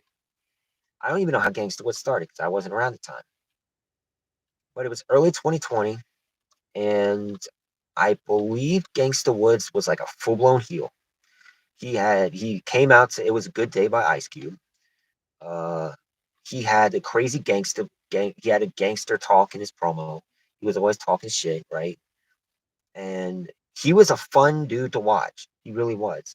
And Gangsta Woods started having bangers.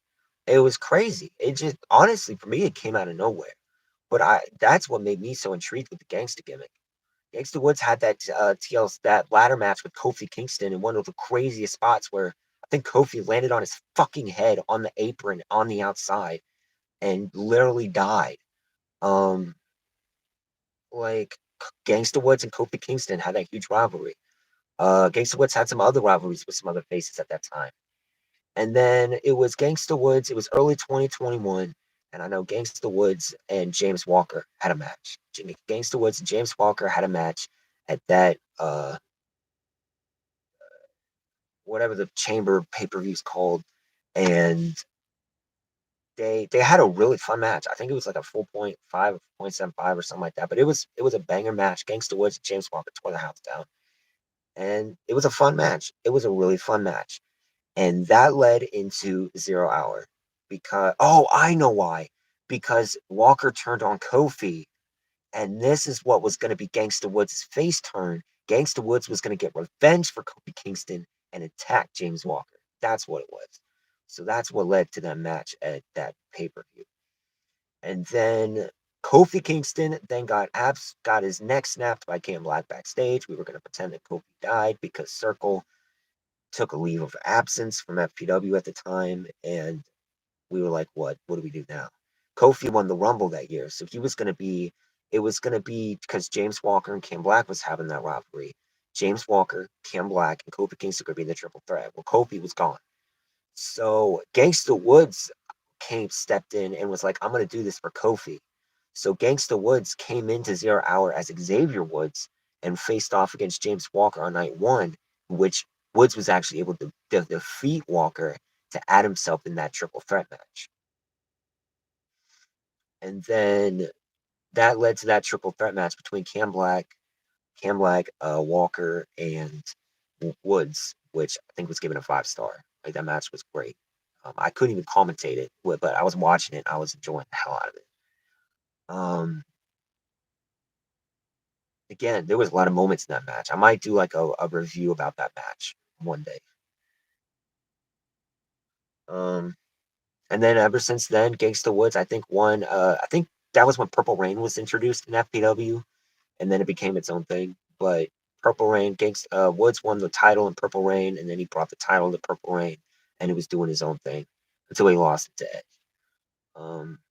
But Woods has like incredible history. At the WrestleMania reunion show, like I said, the reunion. So Gangsta Woods came back and had a match with Kofi and Big E, which was a fun little match that I'll say. So I'm gonna say my last few words here. Talk about the future of FPW, what FPW means to a lot of people, the current roster's involvement in FPW's future, and etc.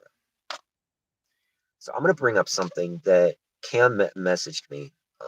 I don't know if Cam wants me to say it, but I'm gonna say it. But pretty much the main event of Revenge was Samu and Dyer, and the match was great. It was interesting, but there was 4 people in the party at that time watching the match. I think Drago fell asleep, and I don't even remember who. I think Fan was the other person in that party at the time, and I think we added everyone to the party like midway through the match. I think we added, or no, I'm sorry, when we restarted the match, we added everyone to the party to finish watching the ending of the match.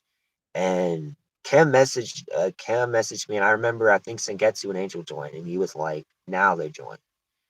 And that's when I posted in the group that day, and I was like, "Bro, they went out and to go play fucking NBA instead of watching the show."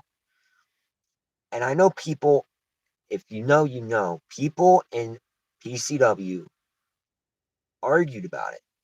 And I remember this was such a huge argument because everyone was like, "Oh, why does TK keep me in the party? I have to stay in the party and watch the show throughout, right? I can't do anything else. I have to sit there and watch the show, right? The thing about this is y'all have to understand the involvement of y'all in this company. Because if y'all don't want to give your all for this company is going to go nowhere. It can't just go, it can't just be me and Cam caring about this company because it's not going to reach the height that we all want it to reach if it's just the two of us. So I'm losing my voice.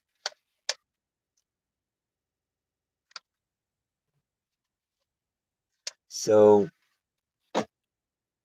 like, I'm wanting this company to, again, reach that height. And y'all's involvement is important. Um, if you're going out playing the NBA, it just shows that obviously I understand, you know, you're trying to do something. Okay. Um, but the issue that I'm having is it is important to have everyone in the party because reactions are a must. I, everyone's been asking me, and I already said this earlier, what can we improve on? What can we do better in FPW other than just putting on better matches? Which I mean is important. Putting on better matches. That's what I was talking about earlier. Talking about flowing the match and move sets and building your character into it and all this, that, and the other. And you can't, if there's only four of us in the party, how are we going to put over a, a fucking storyline, right? How are we going to put over a match? It, you know, I posted this clip like in that PW chat a while ago, but it was the fatal four-way between Nathan, Cam Black, James Walker, and Cthulhu. And it was like the one big moment in that entire fatal four. That fatal four wasn't too crazy. I don't even think it got a star rating, but the one crazy ass moment in that match was where both, I think both Nathan and Cthulhu got put through the table. Cam put Nathan through the table, and Walker put Cthulhu through the other table. And somehow, when Nathan got put through the table, Cthulhu glitched into the other table and drilled himself into the fucking table, which made us all lose our fucking shit, right? Everyone who's watching the match, I don't even remember who's in the party at the time. I don't even know it. Everyone could have left because that's what everyone does. Everyone left the fucking party. So we were all losing our fucking shit. And then all of a sudden, James Walker and Cam are going at it. Walker hits the fucking dragon twist cutter. Tire animation, all four men are down. And we're all fucking clapping. We're all losing our shit. It's the craziest shit ever, right? I'm not saying for that to happen with us, but like a reaction is needed. When I had a Samu kill Virgil and powerbomb him 50 feet from the ceiling and pull an Owen Hart, you know, I was expecting some crazy shit. I was losing my shit on commentary, but no one else said anything. They weren't paying attention, right? Whatever. Or they were like, oh my God, like, what the fuck just happened?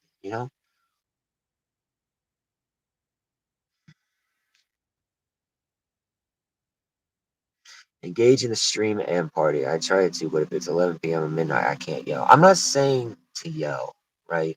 And it's again why I'm trying to keep these shows short, trying to keep them 4 to 5 hours.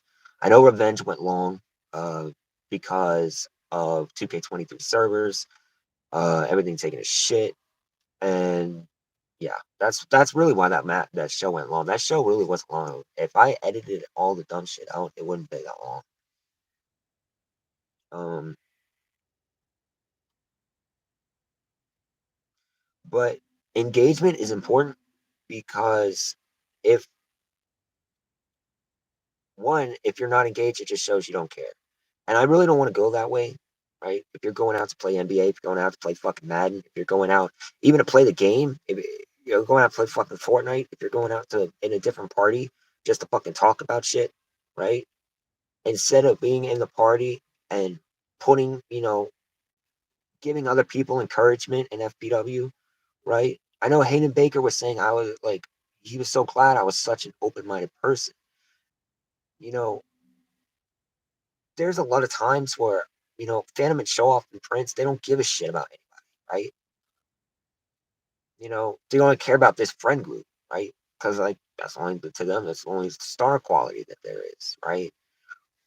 But the the thing about being open minded is I'm trying to give an opportunity to everybody, right? Fan, Hayden Baker, Boyd, Pancake, Fan, Angel, OIG, everyone, Cam, everyone, right? So,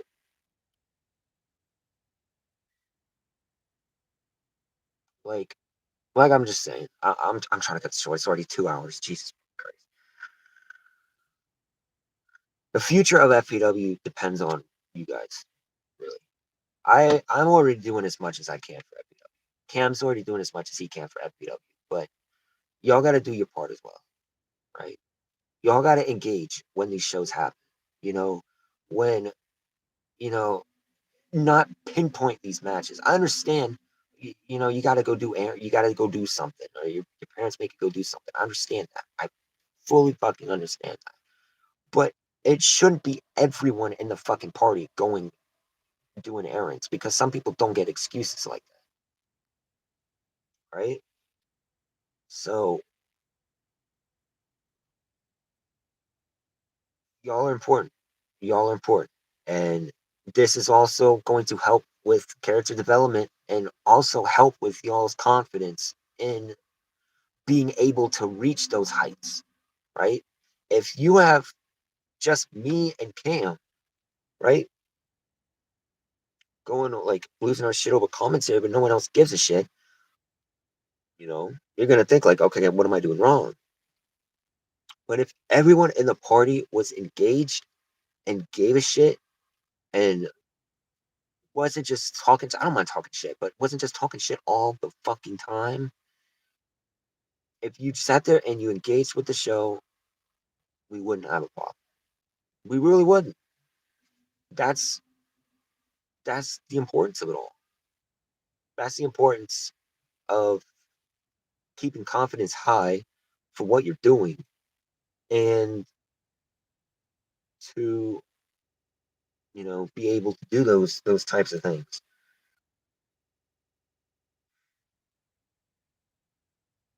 FPW means to a lot of people. FPW means a lot to me. It does. It really, in retrospect, if you were a regular person, it wouldn't. It's just an EFED. It's a fucking video game. It's just a video game company. That's it. You're not getting any money from it. You're not getting any value other than like, you know, satisfaction of yourself, right? Enjoyment, right? But nothing of the sentimental, like, Jesus Christ, nothing of like extreme value, is coming from this. Like, you can't make a job out of this, right? So, but FPW means a lot to me because I came into late 2017, right? I came into late 2017.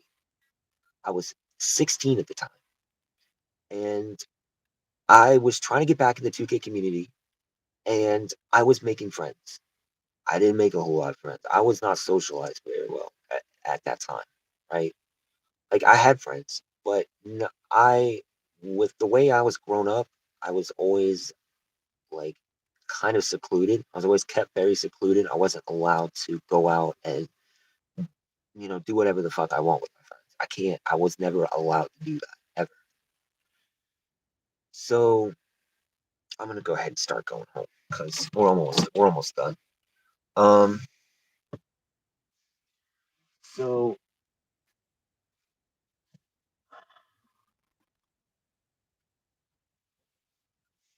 The whole thing with like feelings of FPW,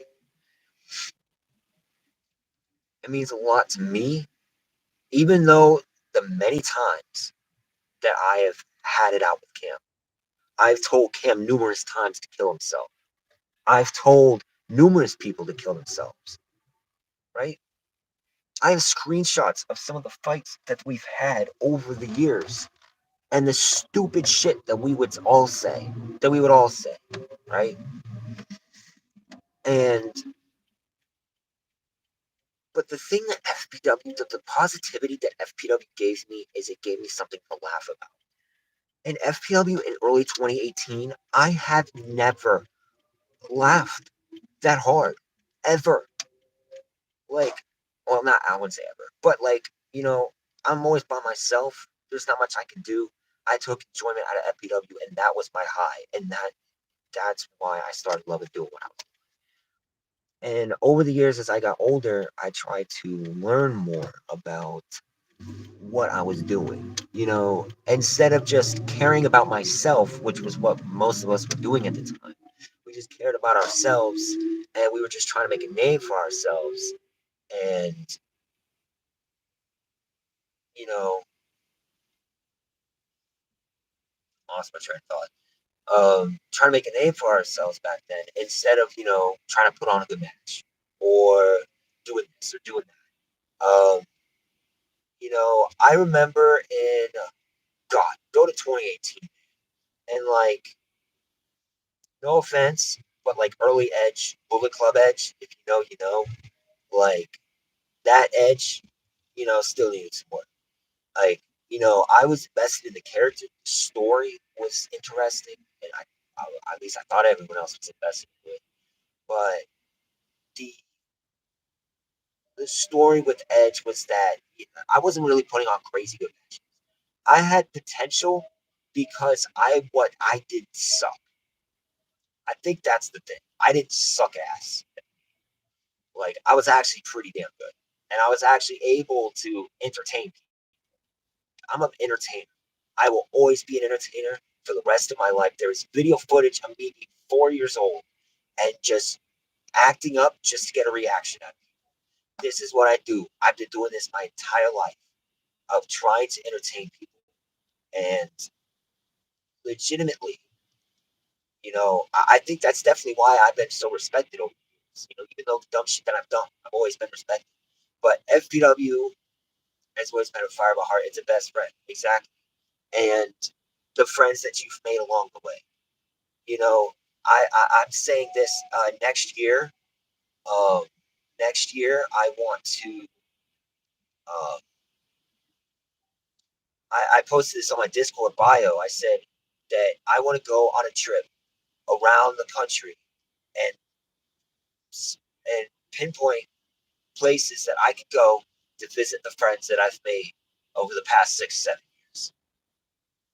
And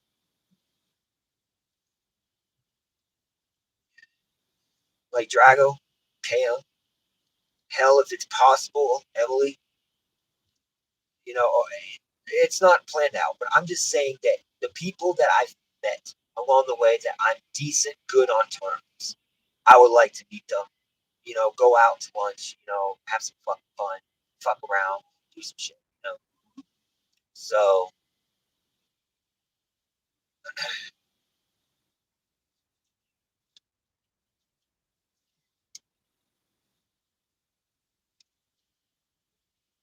that's the whole thing. And FEW, I can't leave it. I just can't. Like, I'm 20. I'm turning 22 in 2 fucking weeks. I'm turning 22 in 2 weeks, and legit, I'm looking back and I'm like, why did I do some of these things? You know, like, but it all makes sense. FPW is enjoyment, and I enjoyed the hell out of it. And no matter how many times I've left the company out of anger, out of frustration, out of this, out of that, I could tell you all the reasons why I've left FPW all those damn times. But the company in itself, right? The company, FPW, Future Pro Wrestling, right? Is important because that's how I was able to grow my love for wrestling. I was able to be able to do the thing that I love, which is entertain. And it's the two greatest things that I literally. So, um, Cam, if there's any messages that are held for review, can you deal with it? Because I can't. I can't. Um, the like show off Phantom Prince. Okay, I'm gonna go into a little bit of a touchy subject. Okay, but a lot of them, Prince is doing his own thing. So I don't think the issue is a big problem with him. Okay, it's part of it, but he's doing his own. Phantom's at college. If y'all don't know, Phantom is at FSU, and he's at college now. He doesn't have his Xbox, so he can't get on it. So he can only get on when he has breaks at college. So he's doing his thing, which means it's literally in Purple Rain. It's only me, Show Off, and Wolfkin, Silo, and that's it, right? So just the four of us, the new four, and we're the only ones running FPW. Or not, Jesus, it's Purple Rain. And Show Off and Phantom, and they were talking about like FPW, and they love FPW, but it's the drama and it's the backstage politics, and whether you understand it or not, it's just how they feel about the backstage. They just are tired of it, of hearing it. And especially with Camp getting accused of all this stupid shit, they kind of just they don't feel comfortable being in FPW. Now, I already know. I've already explained why I'm still. I've already explained. Okay, I've already explained it. Again, I'm open minded. I don't give a shit. Okay, I don't even have any proof. I'm just going off board, and I'm not letting that bother me. I don't care. Okay, with some people it does care. Okay, um, but I am at the point in my life where I am so stressed out. And I'm gonna explain why I'm open minded. Because years ago I wasn't open minded for jack shit.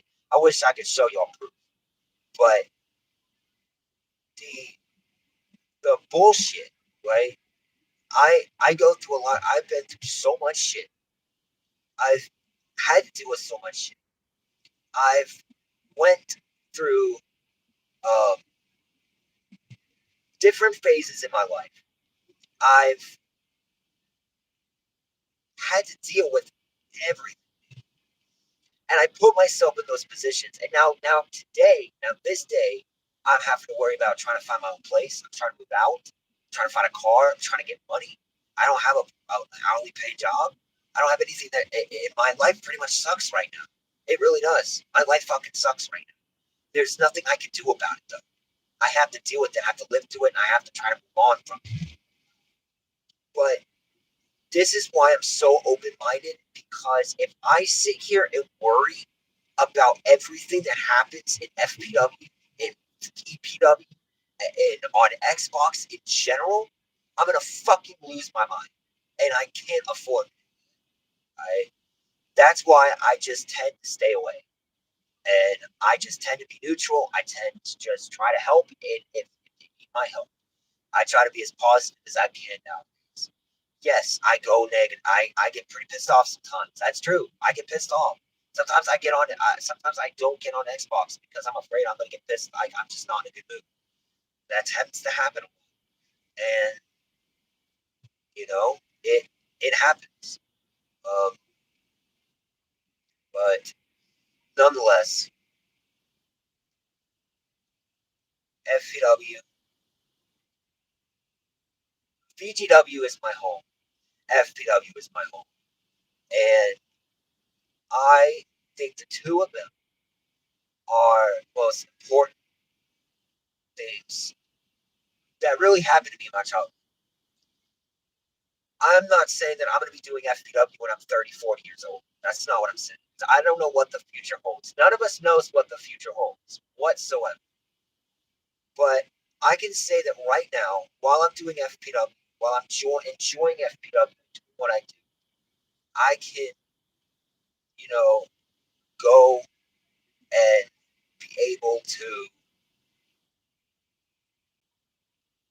enjoy myself, especially with how much my life sucks. My love for wrestling, my love for realistic wrestling. I I'm not gonna lie, I would not. I actually want to become a wrestler when I grow up. That's dead ass. I'm not in the body shape. I'm not, but maybe I have the entertaining skills and I have the will for that. You know, I want to be able to do that, and that's why I'm so strict. I'm a man of standards with FPW because I want to be able to make stuff that's actually entertaining and not just stuff that maybe you think is entertaining. Maybe that, maybe, or shit that doesn't make any sense whatsoever. That's the stuff that I don't want to see. And I know that no one else wants to see. So I'm going crazy now. I'm going way off top. I'm just going everywhere now. I'm going to go ahead and end this. Um, I hope I answered all of y'all's questions. Um, I'm going to look at the chat one more time. I'm not going to be able to do that. And with only the few of us that are in FPW, I look at the past and I look at the present. What's the future of future pro wrestling? We could improve on what we do, and we're working towards that. We are currently working towards that, and I have the mindset of going towards that. I know Hayden Baker was saying on Discord that, did I want to become a CEO of FPW? And the reason I say that I don't want to be a CEO is because, like I said, my life sucks, and I have a ton of things that I have to put my 100% focus on over FPW. And if, like, I could probably work on FPW in my spare time. That's what I said. I'm going to try to start making clips. I'm going to start uploading shows to the YouTube channel. I'm going to try to expand the, expand our FPW universe outside just the people in the company. And that's what I strive to do. That's my job right now. But like with booking shows, I don't mind. Like I said, Cam, I don't mind inputting my own 2 cents. If there's something that maybe like there's a storyline that you're not sure would work, or if there's maybe like there's a match that you want to do that like you're just not sure how to pace it, sure not how to do it, I'm here to answer your questions. I may not get to you immediately, but I will try to help you in any way, shape, or form, and without having to put 100% time into it, right? So I think personally, we're all here to help each other. I know Hayden Baker gets shit on all the time. I know Pancake and Fan gets shit on all the time. I know everyone gets shit on all the time. Drago gets shit on all the time, right? Drago shits on everybody. But then again, guys. That's been Drago for the past 6 years. That's just Drago's personality himself. And I know Drago has to work on trying to become more invested in these shows as well because he falls asleep. And the thing is with Drago right now is he's working hard as well, just like I am. He is working extremely hard.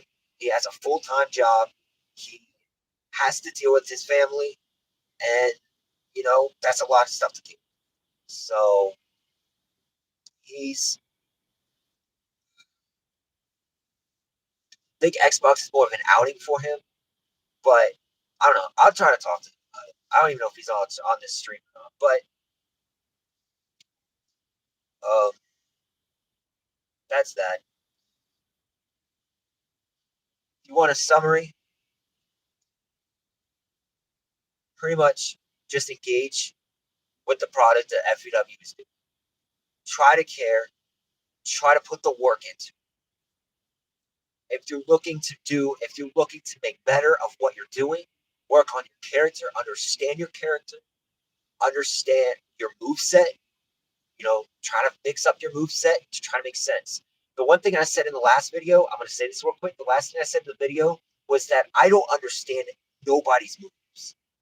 Everyone keeps doing moves. They click random buttons and they just hope that it works in the match. They don't even know their move set. Like, I'm sitting here commentating and I don't have time to sit and have to memorize. I never had to do that in the first place. But I didn't have to sit here and memorize people's move sets on Discord, right? But the thing that helps me is people trying to put their moves over. I want to care about the moves that you're doing. For example, Cam has the Golden Clutch. The Golden Clutch is like the number one most over move in FPW right now. The Blackout Kick is another huge Cam Black. The cum shot is starting to make its name known, even though it's just the boxing right hand that Cam does. We don't talk about that. The mission statement. I know a lot of people, even though it's not even his finisher, personally, Pancake, I think the mission statement is your number one most over move on your moves. Personally, the mission statement is over, right? Everyone, you saw Leo Hans and Robert Omega doing it in their matches in respect to Jeff Gordon. These are the things that you do to try to put your moves over. Try to think of ways to make your moves make sense. Moments in a show where you hit your move and you're like, my God, he hit him with that goddamn move again. You gotta be kidding me, right? That's what you want them to think. Or, Nathan, oh my God, Nathan, final bird, that's what I want from everyone's moves. The big moves, the finishers, the big six, the big six. Think of some cool names, I know it's hard. Trust me, I still struggle. It took me like a month to figure out Jay Lynch's moveset. But you got like the Union Treaty, which is the end of days. You have the Culture Crusher, which is the accordion rack stretch. You got the Beyond the Redemption, which is the Brain Buster. Beyond the Redemption Brain Buster. You have the forearm to the back of the head, which you can't do in fucking 23 anymore. And you have the I forgot what I named my submission, but Carefew to drive. But nonetheless, just put your moves over. Work on trying to put your moves over. Move set, character, storyline, engaging storylines, stuff that's interesting. Maybe there's a reason why people aren't engaging. Like I said, because of the storylines. So we got to work on both. We got to work on both the storylines, the character, the booking, the matches, and we have to start working on engaging. If we do that, this company is going to be fucking amazing. It's gonna finally feel like it had before. And I'm not saying exactly, but I'm saying there's a sense that it could feel that way, right? So again, character, moveset, storylines, engagement, working hard, working on pacing matches, working on understanding matches, understanding stuff. If there's something maybe like you're not sure what to do, like ask. When you're doing a match with somebody, you both have to have the same chemistry. This is wrestling in general. This is literally pro wrestling in general. Like real life. You have to have some sort of chemistry to be able to put on a good match. If you don't have any chemistry, the match is shit bad. Right? What I mean by chemistry is I mean by like, you're on the same page of what you guys want that match to be, right? Originally Leo Hans and Evan McCarthy, I want to be a 30-minute banger, like title match banger, but that's not what was planned. That's not what other people was planned to happen. So I was able to adjust. I was able to adjust to the 20-minute time limit. I was able to adjust and still be able to get most of the stuff that I wanted out into that match. So, and that's why I see that match as such a success. So, again, when doing matches, just try to understand your opponent and try to work hard on being able to, get that out the right way.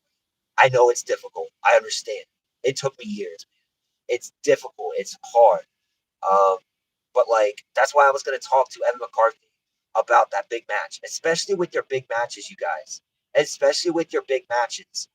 If you're gonna face someone that maybe you haven't faced a whole lot, or you don't like, you don't know a whole lot about their move set, or you don't know like what to expect from them, practice match with them. Do a practice match with them. Try to learn their fighting style. Try to learn their move set, and that's when you go into FPW, the final stage, you do the match, and everyone likes it because you guys were ready for it. You didn't go in and be like, "Oh man, what am I going to do?" Or "Oh man, I'm fired up for this match." But now you're going in and just pressing random buttons, you know. So that is important. Moveset, character, storyline, engagement, working in the ring, chemistry. I mean, I think I've covered almost everything. Um, and again, like try. Listen, I understand. I do look, guys. I do look through the FPW chat. I just tend to read and not answer. I read through it all the time, but like, no offense, a lot of it's just a lot of childish shit. But and that's not my business. That's not my place to be. But try to be a little bit more respectful with each other because if you guys find out if you're a little bit more respectful with each other, things might go a lot more smoothly. Trust me. Like, it may not seem like it, but it would.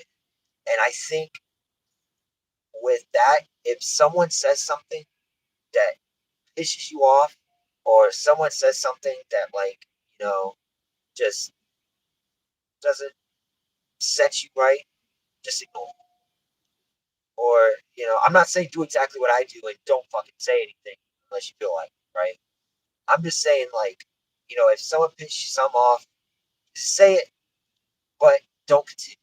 Because if you're going to continue it, that's why it spirals out of control. Um, I think that's it, though. I can't think of anything else. Look at chat one last time. 3 Omega sequence.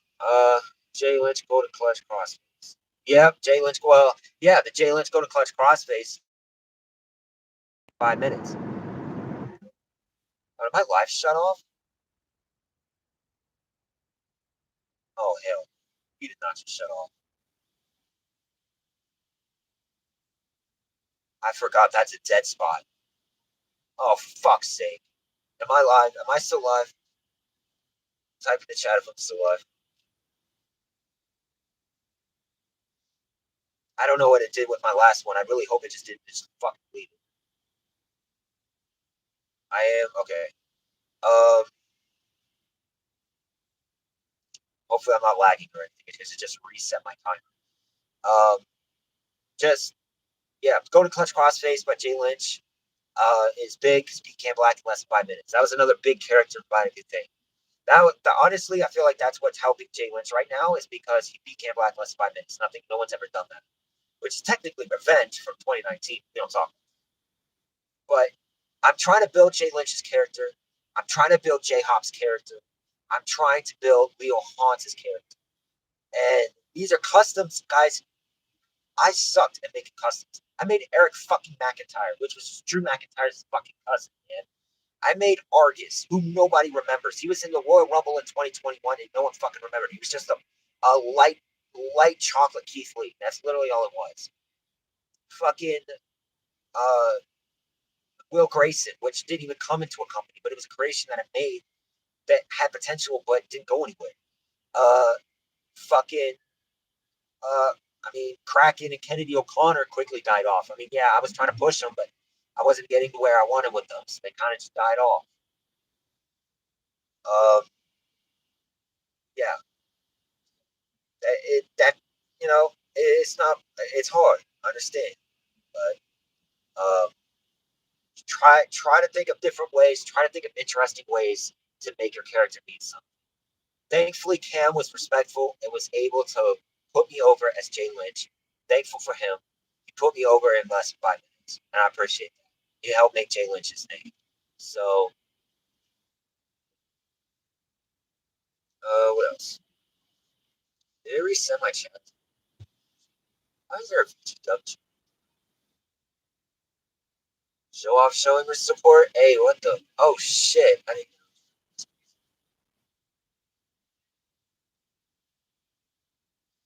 Um, yeah, I'm trying to, I'm really trying to help. I'm really trying to put more. Um, like, I love what I do, man. I love what I fucking do. I love what I do. I don't know anytime soon I'm gonna stop. And I want to make stars. I want to make names. I want to be intrigued, and I want to be close with y'all. I know I'm not on anymore much, but like, I'm trying to be closer to y'all as friends, and I'm trying to like get to know it. So, or everyone that's new in FPW that I don't hang out much with anytime. So, all right, I'm gonna go ahead and end the live here. I hope you all have a good night. It is 3 fucking a.m. I'm on my way back home. I'm going to bed. My voice is gone. Um, Cam, I don't know if you're going to do a show tomorrow. Just let me know if you're just DM me. Just DM me if you're going to do the show tomorrow. I'll try to show up. I'll do my best. And let me know what you're going to do about the card that you were going to do today. Because you couldn't do it today. Just let me know what you're going to do about that as well. All right. Everyone have a good night. Peace out.